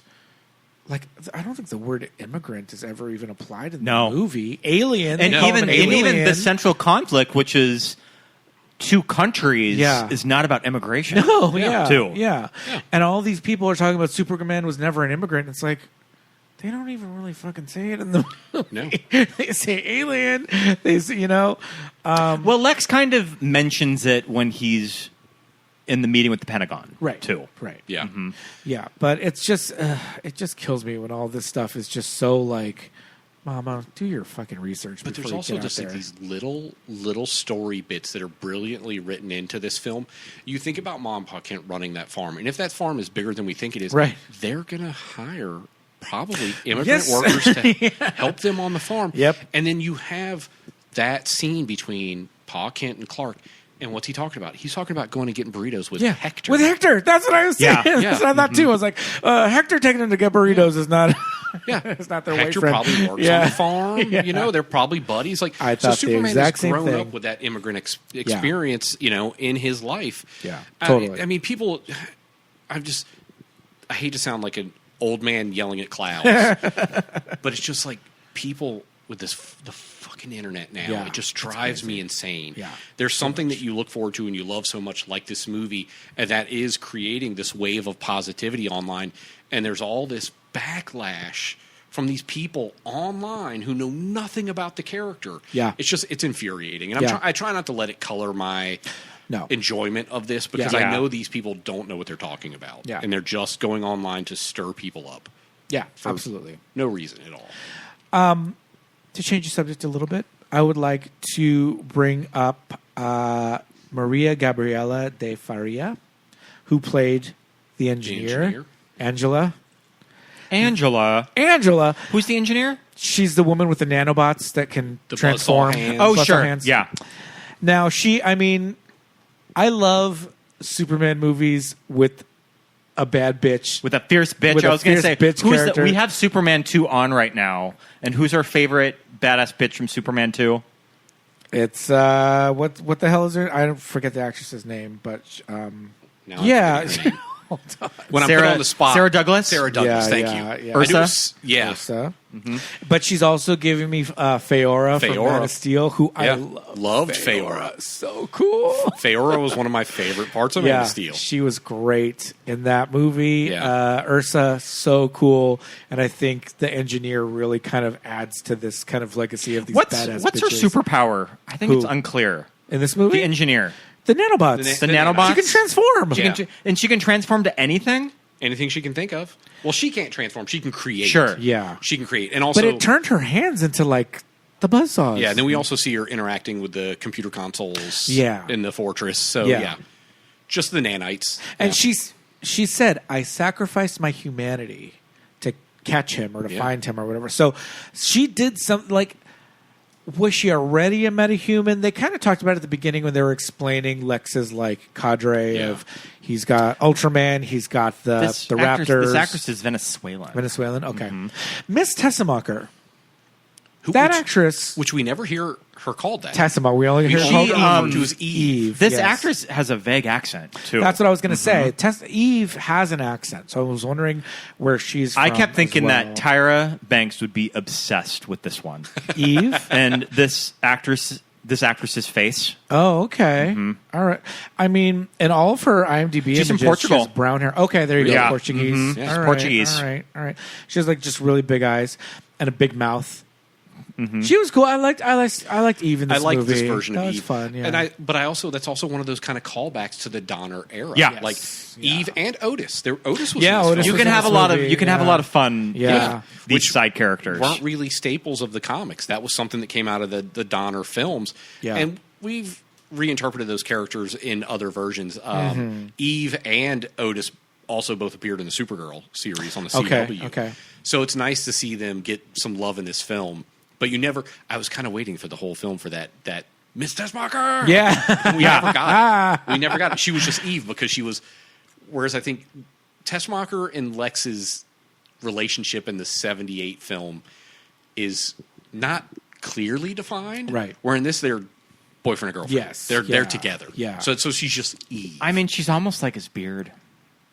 because he's in love. Because he's in love with She's just this fun girl that he met at the club. Yeah. Mm-hmm. How did she go from Jimmy to Lex? That's the movie. Right? That's the interesting one. Where did we go? How did we make that jump? That's what I'm. Was she so distraught over losing Jimmy that she was just like in the club, drowning her sorrows? I mean, Lex sorrows is the the big character arc for Eve in this movie? It's when he kicks a dog. Yeah. I think that's when Eve is like early on, when she really makes up her mind that she's going to send out all of those text messages to Jimmy. It's when he kicks a dog. He kicks a dog. That was like he's gone too far. Yeah, it's rude. No, yeah, totally. I like the dog. Crypto? Yeah, we like Crypto. Yeah. Crypto's sweeping the nation. Sometimes there's a few shots there's that a little uncanny valley. A little. This is a CG dog. There's a little uncanny valley every now and then. This is a lot of CG dog. Like, when is it a real dog? CG dog standout for me was when Lex had him in the pocket dimension and he was like floating in the little bubble, like chasing the squirrels. Yeah. That looked really CG. So I know that they've mentioned a dog. Yeah. In press, but I think most of the shots in this movie are probably CG. They did have a person on set wearing a mocap suit acting as the dog. Oh. Yeah. That makes sense. Okay. Mm-hmm. And then there was a stand-in dog, and of course the dog is modeled after James Gunn's dog, Ozu, who has the one goofy ear. I mean, talk about something that is pretty obvious with just audiences respond to cute pets. Yeah. That I'm kind of surprised that it took this long for Crypto the dog to be written in a movie. It's kind of funny because I feel like that's one of those more fantastical elements of Superman. It's one of those silly things that maybe a more serious movie wouldn't want to do. Why does he have a super dog? Yeah. Did the dog come from Krypton? Why has he got the same powers? Like, you know, he's wearing a cape. Yeah, the dog has a cape. Yeah. So I think it's something that everybody shied away from because they try to make Superman more grounded and serious, despite the fact that he's a man that can fly around and shoot lasers out of his eyes. Yeah. Crypto's appeared in live action a few times, but never on the big screen. Yeah. In a live action film. There was an animated film from a few years ago, Crypto the Super Dog, and he had a TV show. Oh, well, it's called the League of Super Pets. It was called. Crypto the Super Dog was the TV show. Oh yeah, there was a big Super Pets movie a few years ago. With The Rock was the voice of Crypto. One of those movies that made a lot of money, but I never think about it. John Krasinski was our Superman in that. That's right. He was a pretty good Superman. Like the voice, he was pretty good. Yeah. I'd imagine that John Krasinski was at least brought in for a discussion with James Gunn for this movie. League of Super Pets. You think so? Maybe not. I bet that he at least met him for lunch for something. See, I can see it around the Zack Snyder era. Maybe. Yeah. Maybe. Keanu Reeves was Batman in that? Yeah. Oh, look at that. Yeah, it was fun. Pete, we watched that movie. I don't think of it at all. We watched it. It's a goofy kids movie, but it was a lot of fun. The characters were done really well. Mm-hmm. Yeah, it was good. I thought it was going to be, here's a movie about super pets and they're just going to be shitting on the superheroes all the time. I was like, no, it was fun. They're good. They're literally. Did you see the actors, the James Gunn crew that are the robots? Michael Rooker and Pom. Help me out with her last name. I can never pronounce it. Yeah. I know Alan Tudyk was four. Oh, Gary. Sorry, Gary. We call him Gary now. Well, how about that? Superman said, "Oh, you're not cool with that name, and you'd prefer to go by another name. How about I call you that? How about I call you that and respect it? Yeah. I mean, I'm cool with it. You gave yourself a new identity. I'm going to respect it. I'll stick with it. But let's not talk about that. No. That's not too woke, right? I also love that they're just called Superman robots. Superman robots. Doesn't he actually say Superman robots at one point in the movie? In the very beginning. Whenever he sees Crypto trash the fortress, he's like, Superman robots. He says Superman robots. Were they sent with Clark? No, he built them, right? He built them. He built them, yeah. They're Kryptonian technology that he built. But he found everything in this ice fortress, right? Explain to me the ice fortress. I can't remember. It depends on which version of Superman we're talking about here. Yeah. But yeah, it's in Antarctica. I mean, I like that this version of the fortress comes out of the ground. I think that's amazing. I like it. Looks it's really a cool. great, but yes, it's Kryptonian technology built from a crystal. Because in this version, I'm assuming they're doing something very similar to the Donner version, which has been done in the comics before, where these crystals are almost like living technology. Yeah. And the crystals made their way to Earth via his pod. One crystal in the pod. In the pod, yeah. Mm-hmm. Yeah, some he has several crystals. Oh, okay. You remember in Returns, he had a whole console of crystals, and Lex stole one and built new land. And those are more like land scheme. It was that like morphing metallic substance. Yeah. Right? In Returns. No, in Returns, you're right. Those were just crystals. In Man of Steel, it was almost like that. Yeah. Kind of shape changing magnets. Yeah. Kind of very nanite, kind of like what they were doing with the Engineer. Yeah. Mm-hmm. That's right. In Returns, it was pretty much the same as the Donner. Yeah. But I do love that despite all of the groundbreaking new things we're doing in this film, Lex still wants land. You know, Luthoria. I mean, it's always a real estate. It's always a real estate game. Yeah. Yep. Mm-hmm. I can't wait to visit Otisburg. Which also Not Luthoria. hasn't Donald Trump like released what he wants to do with Palestine and all of that after all of this? Oh, Christ. I think so. That it's some weird like Lex Luthor like it's, land scheme. It's all hitting too close to home.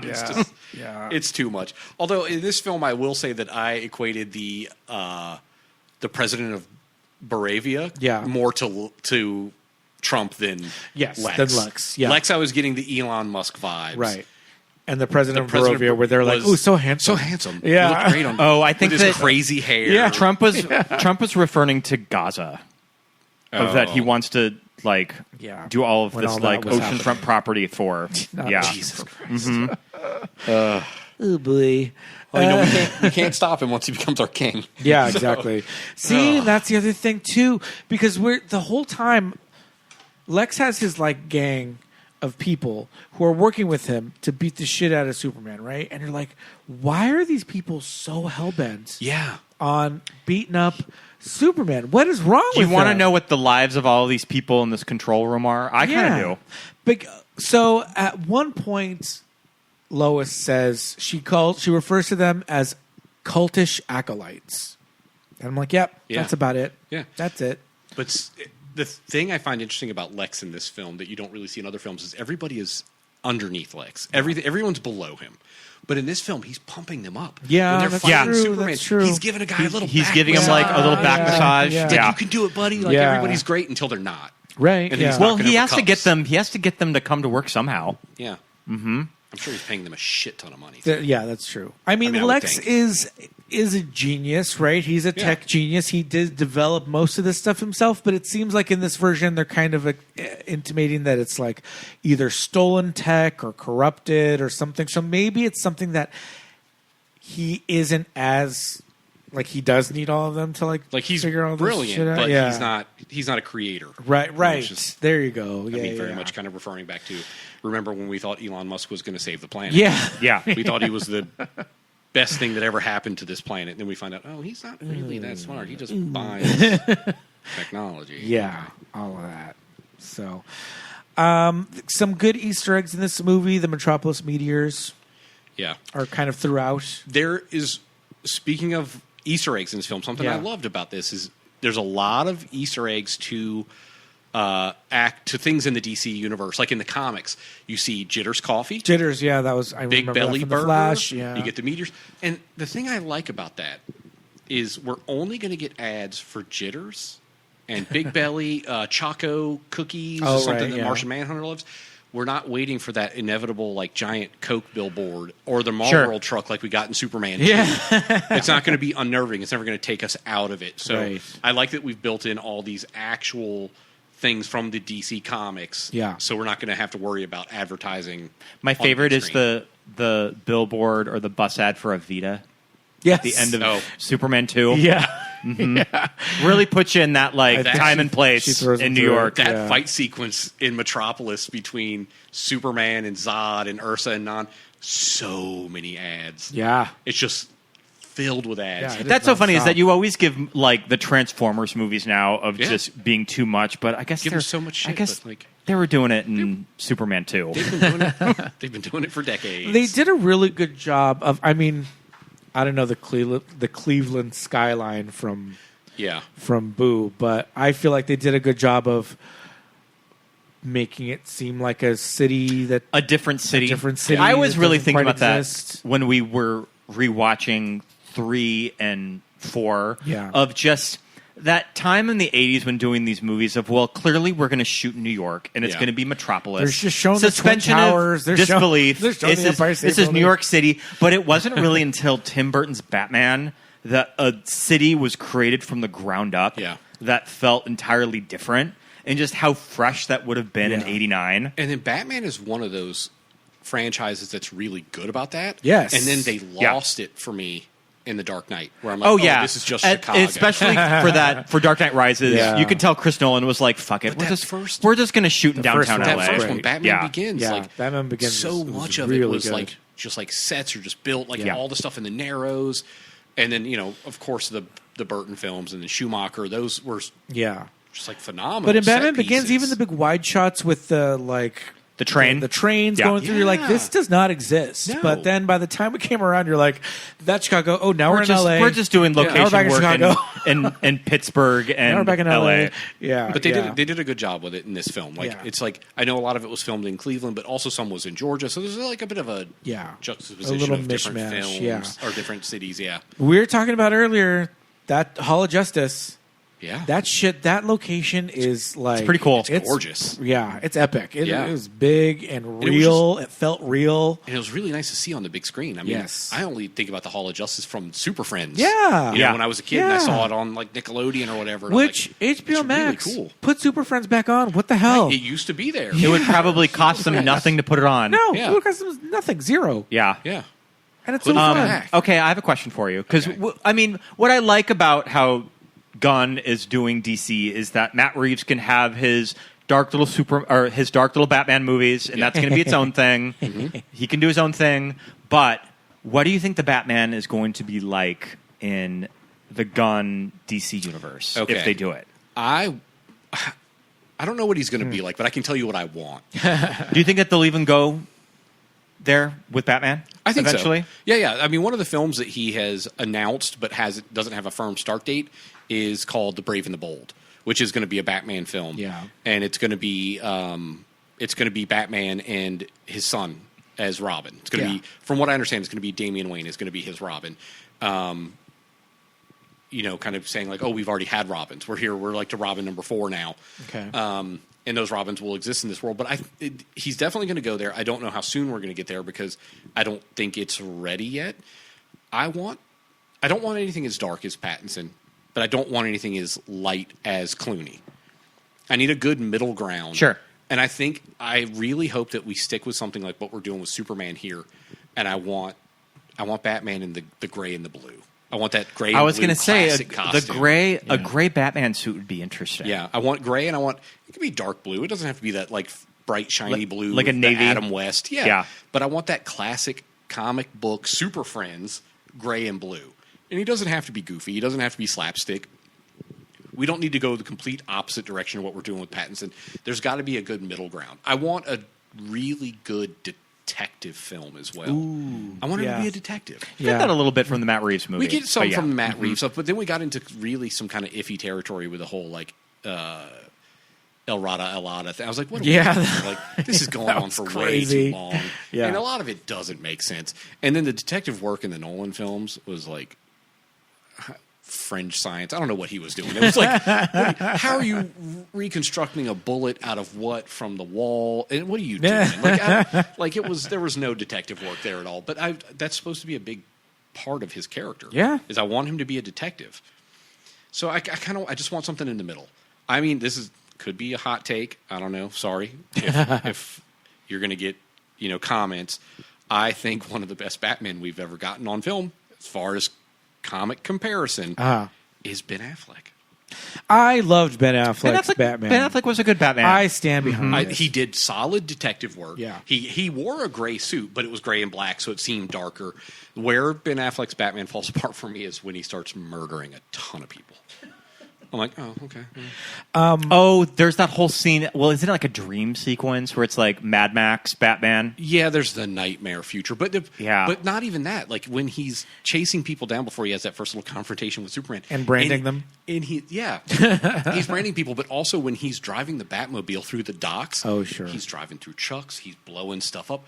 People die in that scene. Yeah. And I'm like, okay, so we're just disregarding that rule. Yeah. You mentioned comic accurate when talking about Affleck. I saw something on, I think it was on Threads, and said next time somebody brings up the phrase comic accurate, I'm just going to show this image, and it's the Thanos helicopter with the word Thanos just written on the side of it, and it's like, Mama, sometimes comics are a little crazy. Yeah. I like the ears. I like the ears on Affleck. The shorter ears. That was a good look. Yeah. Yeah, I would like something kind of mid-range, something between Affleck and the first Keaton. Sure. Like something in the middle there. I don't even be super short. Don't even be. Yeah. By the time we got to Clooney, those things were ridiculous. They were crazy. I think tonally, the perfect Batman to team up with Corenswet's Superman is Val Kilmer. Okay. I could see that. Yeah. Tonally, I could see those two guys working together. Yeah. I like it. Like a little dark, a little mysterious, but kind of goofy. But also still kind of goofy, Not slapsticky, but just a little goofy. Yeah. I mean, speaking of a little bit comic accurate too, we didn't talk too much about. We don't have to talk too much about Metamorpho, handsome Squidward. In this movie. Interesting character, very James Gunn, I think, to just bring in this kind of weirdo, but served its purpose to have the whole like kryptonite thing, because in this universe there's no more kryptonite. I did feel like how kryptonite affected Superman. I had not seen it done like that ever before. And I'll tell you of how he looks. And I'll tell you how he looks, yes, but I'll tell you the thing that's one of the standouts for this movie for me is this movie finally got kryptonite right. Yeah. He can't fly around with a piece of it jammed into his ribs. Almost every version of Kryptonite v Superman, they take it and they go, and they throw it away, and Superman's like, I'm good now. I'm fine. Yeah. It's he gets poisoned by it. It's in his system. Okay. We actually did Kryptonite correctly in this film, and I really appreciated that. I love that. But yes, Metamorpho. If we're talking about comic accurate, that comes hand in hand. Metamorpho, Kryptonite. But Metamorpho's a lot of fun. He's a good character. There's a lot of good source material out there for Metamorpho. Okay. We see... Is he going to become part of the Justice Gang? I think so. Okay. Well, we get... it's a cool name. Yeah. So he's in immediately. Yeah. But one of the things that's really great is they're laying a lot of groundwork for Metamorpho without doing a lot. Sure. When Superman has that little breakdown after we find out that his parents want him to rule over Earth, so he steps into an office building. That office building says Stag Industries. Right. Stag Industries is a big part of Metamorpho's origin. Later, you see him sitting there with a blonde woman watching the news reports. Yeah. We should... I'm assuming that's the baby mama? That's the baby mama, but that's also her... Sapphire Stag is her name. Her father is Simon Stagg, who runs Stag Industries. Yeah. Okay. They have a very heated relationship, Metamorpho and Simon Stagg. All right. And then, like we were talking about briefly, the Maxwell Lord character is in this, who was played by Pedro Pascal in the Wonder Woman movie, a version of that character. Not good. People have thoughts on Wonder Woman 1984. I remember none of that. I watched that movie and I barely remember it. Yeah. Was that one of those movies that, like, I think I remember in the moment of December of 2020, really talking yourself into... It's not that bad. I love this movie just because we had nothing. It was entertainment. We had no movies to look forward to that you could just talk yourself, that you could just really talk yourself off the ledge that... It's not that bad. Wonder Woman 1984 was a good movie. Yeah, it's not that bad. And then when you think about it, you're like, God, that movie was terrible. I mean, James Gunn put the kibosh on a third film in that series. Yeah. He was like, actually, we're just going to reboot, guys. Sorry. Oh, boy. Yeah. Before we wrap up, I want to talk about something that was missing from this movie, but I feel like it was a welcome change that there were no real overt Jesus references Oh, in sure. a Superman movie. Yes. Yeah. Which I'm fine with. Yeah, which I think we're all fine. We didn't get to see Superman like rising up. The T-pose falling from space or falling Yeah. from something and the arms outstretched pose. It's been done to death. Been done to death. We don't need to see it. No. We did hear in the translation something about Krypton's last son. Yeah. But, not the overt, like I'm sending my son to Earth to like. But that's also save inherently a part of mankind. the character. Right, So I right. mean, you're gonna get some of those like Jesus references, Yeah. but like I'm glad it wasn't so overt. I'm over it. Yeah. As much as I'm Yeah. over bad Superman. Yeah, Absolutely. I'm done. And and like I was mentioning earlier, like being stabbed in the ribs, like all this. There's Yeah. so much in these movies that like I kind of feel like the big arm stretch pose is so hits you over the head with it. But there's some other stuff in there that you're like, all right, we get it. And again, when we think about the source material of the authors who originally came up with the character, Yeah. I don't know if that was exactly their intent. Probably wasn't the intention. Yeah. with this character. So it's like, okay, finally. You know what was missing from this movie that it didn't occur to me on first viewing because I was so just caught up in this film. Yeah. In the second viewing, or maybe even at home, I thought about it. I was like, oh, you know what's kind of a classic Superman trope that wasn't in this movie? We didn't get a shirt rip. Sure, yeah. No we shirt never rip. got No. the suit. We never got the yeah. suit reveal. We didn't get he didn't go into a telephone booth. Yeah, but I'll tell you, Closet. I don't know. In the long run, it Revolving doesn't. door. It didn't bother me there. Yeah. When I think on it, I'm like, oh, it's fine. I don't Yeah. need it. Yeah. I've seen it. Just like Krypton exploding, I've seen it. Yeah, I'm good. yeah. I don't really need I it. mean, there's a revolving door scene, but it's not like spinning around really fast or anything like that. So. It's a really good awkward Clark moment. yes, yeah. Oh, sure. Clark's like big introduction Yeah. With with his like yeah. TikTok hair. Yeah. But and it's not really the broccoli. It's hair. not. It's not as quite. broccoli. Yeah, As I thought it was it's gonna just be. super curly. It's not the Gen Z fuckboy haircut. Not quite. Yeah. It kind of is. It's adjacent, but Mm-hmm. yeah. But that's also like, we get the little awkward revolving door moment, but you also get, hey, here's another good story beat with Clark where he just takes time to say, hey, to the security guard. Right? Yeah. Yeah. Yeah. Because true. he's a good guy. That's it. He's just a good guy. Yeah.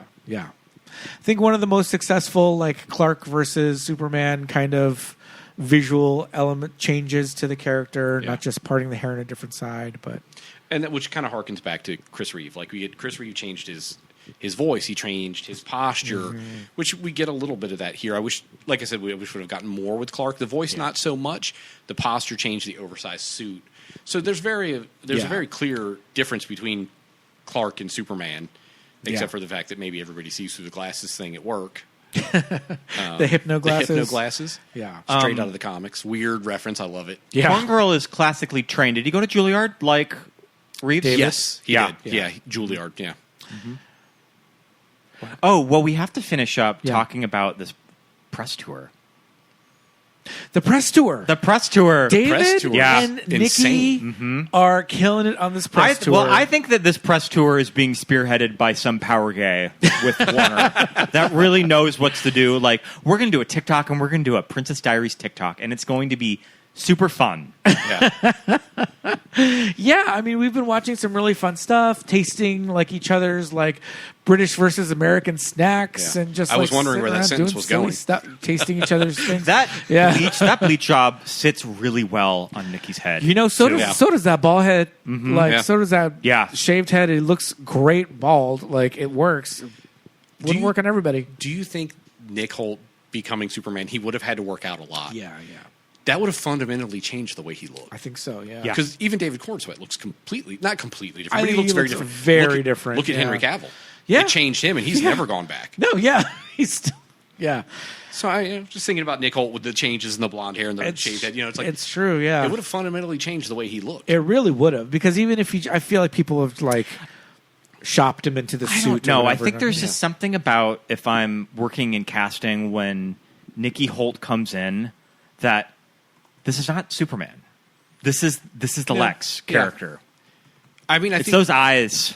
I'm sure he wanted him to read for it because of the size. He's 6'4". He's a great Yeah, actor. yeah. But yeah, I never got Superman vibes in anything he's ever done. Yeah. Should we start to wrap it up? Yeah. Yeah. I think we're at about 2 hours. I'll say how long? Yeah, this is exactly 2 hours. This has been a good one. Here we go again. Yeah, I know. Time to edit this guy down. Yeah. We mentioned a little bit, just really briefly. Talked a little bit about those Cincinnati scenes. That last moment that we talked about with Superman and Lois having their little romantic kiss in that building that looks like the Ministry of Magic. That's a real place. It looks like also the Bradbury. It does look like the It Bradbury. does. It kind of looks LA. like that. Yeah. It's a mall. It's a mall. It's a mall So in interesting. Cincinnati. There's a hotel in there. There's shops. It's called the arcade, the Cincinnati Arcade, or the Arcade of Cincinnati, or something like that. It's old as hell. It's like one of the oldest indoor shopping centers in the country, and it's still there. Like it's a real location, and there's just like it's like a See's Candy like behind. I did see that mall placed a marker that says you can stand where Superman and Lois stood. Like they've already kind of put a little thing there. Yeah, That's cool. which is fun. But I didn't. Yeah, I had no clue it was a mall. I just thought it was like it wouldn't be a train station. That's what we use for the Hall of Justice. Yeah. So, yeah. The very last scene of this movie just really screams James Gunn is the videos of the parents. Yeah. This is pretty much how a Guardians movie would end. I can see that, but I like that he's now accepted his lineage, and it's a very beautiful way to end this film because up till this point, well, it's like identity and family. Is that who is Clark's family? Yeah. His Clark's mom and dad are the Kents. They're the Kents. Yeah. They're the people that have shaped his life and given him these ideals, even though he got comfort from this video. Who he is are the Kents. Yeah. There's also something about James Gunn and his people that are on his team with music that they can just pull a needle drop that you have not thought of in 20 years. Yeah. With this Teddy Bear song. Yeah, that Teddy Bear song was that was a genius stroke. I mean, he does that in all of his movies. Yeah. Yeah. I mean, he's a big music nerd. Yeah. And I love him for it. Yeah. There's only a couple in this. There's the big Mr. Terrific moment with Lois. And I'm not super familiar with that song. But, that Teddy Bear song featuring Iggy at the end is, like, perfect. We love it. Yeah. So good. What a great way to end this film. Yeah. And then the actual song by the Mighty Crab Joys. That's later on in the credits. I was like, we're sitting there waiting for the post-credit scene, and I was like, wait, they just said Crab Joys. I was like, I think this is an in-universe song right now, which was great. But a lot of the Mighty Crab Joys in the DCU now. Yeah. Billy, thank you so much. Yes. You are welcome. Come over to talk Superman. We I love will it. always come over and talk Superman for hours, obviously. Yes, absolutely. Now, question for you guys before we wrap it up. How are you feeling about this movie and the universe going forward? And are you looking forward to Supergirl? I'm looking forward to Supergirl. Yeah, totally. Yeah, I like this actress. Yeah. Yeah, I love that it's kind of a classic Supergirl suit. I like the skirt. Yeah. Skirt's back. Skirt's back. Don't mind it. We like her. And I think this is a fun kind of new exploration. I have to say, I of think the I universe. enjoyed it a little more on the rewatch of it Yeah. that we did today, It's an empty theater. which Yeah. I loved. Yeah. Mine was pretty empty, too, Yeah. when I saw it again. Yeah. So we didn't have to deal with like the overhyped laughing moments in the. That's also the thing that I think kind of wears on me when you go to these movies opening nights, and I think it's sometimes the James Gunn humor. Yeah. Kind of wears on me sometimes that I maybe don't find the cutaway to John Cena to be as hilarious as most people do. Yeah. I mean, there were moments this time in an empty theater that we both laughed. Yeah. Like we laughed. Yeah, at I some had of the jokes, some you moments know? that I thought were like genuinely funny Yeah. and fun. Yeah, that I chuckled at. Yeah, Yeah, but there were some on the first time we were like, all right, what is funny about that? There's nothing funny. Yeah. So, I think the universe is fun. This version of Metropolis and these characters, I think it was a really good pass. Yeah. Yeah. This Superman stands above to me. I really enjoyed it. Who knows? Opinions might change over years. I mean, I walked out of Man of Steel and I was like, that movie was amazing. That's true. But I sat with it. Yeah. Now I can Yeah. look at the reality of that film. But yeah, I think we're in a good place. And I think this new DCU is going to be great. And I hope to see a lot more from David as Superman. Yeah. even if we don't get Superman sequels, I want him to show up in other projects. I'd Yeah. love to see a lot more of him. He's got a future. Yeah. And I think what the hell's her name that was just heaping praise on her? The engineer? Yes. She lived, right? She did. I think she did lived. live, yes. Yeah, because I was like, I'll see her again. She I'd did. like to see her again. Yes. There's a very good possibility we'll see her because she is on another super team called the Authority. Ah, okay. So there's a very good chance we'll see these guys. Sure. Planet Watch is done for. Planet Watch is done for. We're going to see the Authority. All right. Sounds good. I love it. Well, yeah, again, thank you so much for coming on. Thanks for having me. Show, and hopefully we'll see you before Supergirl. Yes. Yes. A year from now.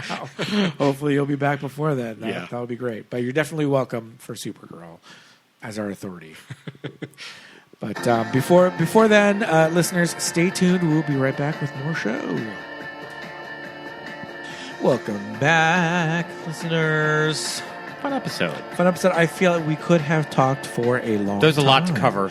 There's a lot to cover. I think we hit all the. Going. I think we hit everything I wanted to talk about. I agree. For I this think movie. we hit all of the beats that we wanted to hit. Mm-hmm. I'm glad we saw this movie twice. Preach either. Yes, same. I am as well. I think I would have struggled to remember things to talk about had we not watched it again. Yeah, because it was almost a week ago that we saw it. Yeah. So yeah, we're pushing a week since in between viewings. This so that would next have been. episode, we're doing I Know What You Did Last Summer, or we will be talking about it with I Still Know What You Did Last Summer. We are seeing it on Sunday. Yeah. So that's only a few days before we're going to record. The recording so. session. Yeah, so that should be fresh. Mm-hmm. So, well, listeners, thank you so much for sticking around to the very end. Thank you again to Billy. That was a really great episode. We always love when Billy comes on and talks Supes. Look up with Billy's us. other Big Blue episodes. They're all really good. Yes, indeed. Billy is also a frequent collaborator with our good friends over at Keep It Weird. Done a few episodes with them. Mm-hmm. Yeah. So you can check Lauren out and all Ash. of his, Lauren and Ashley over at Keep It Weird. You can check out all of his appearances on both of our shows. So thank you so much for that. And but I think right now, is it that time? I think right now it's about that time. Time for some Patreon shout-outs. I want to say a great big hello, and thank you to all of our active patrons over on the Patreon. We are doing some really fun stuff.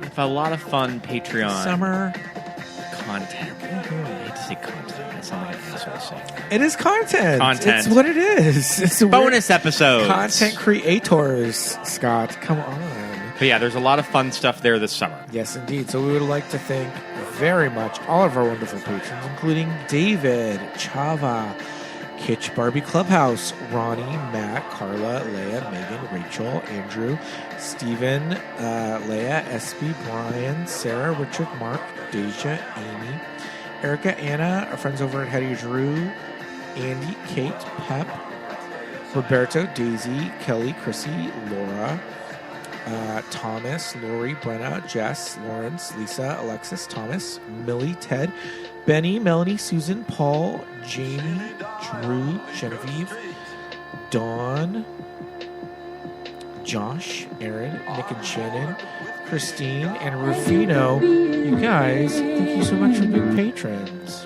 At the $5 level, you will get our TV shows that keep us gay. Yes, indeed. Every month, along with the summer series bonus episode that we were talking about old seasons of RuPaul's Drag Race, the logo years. Yes, indeed. So you'll get that at the $5 level. At the $10 level, you will get the Watch With Us commentary, where we put on a movie and talk about it, and it works as its own bonus episode.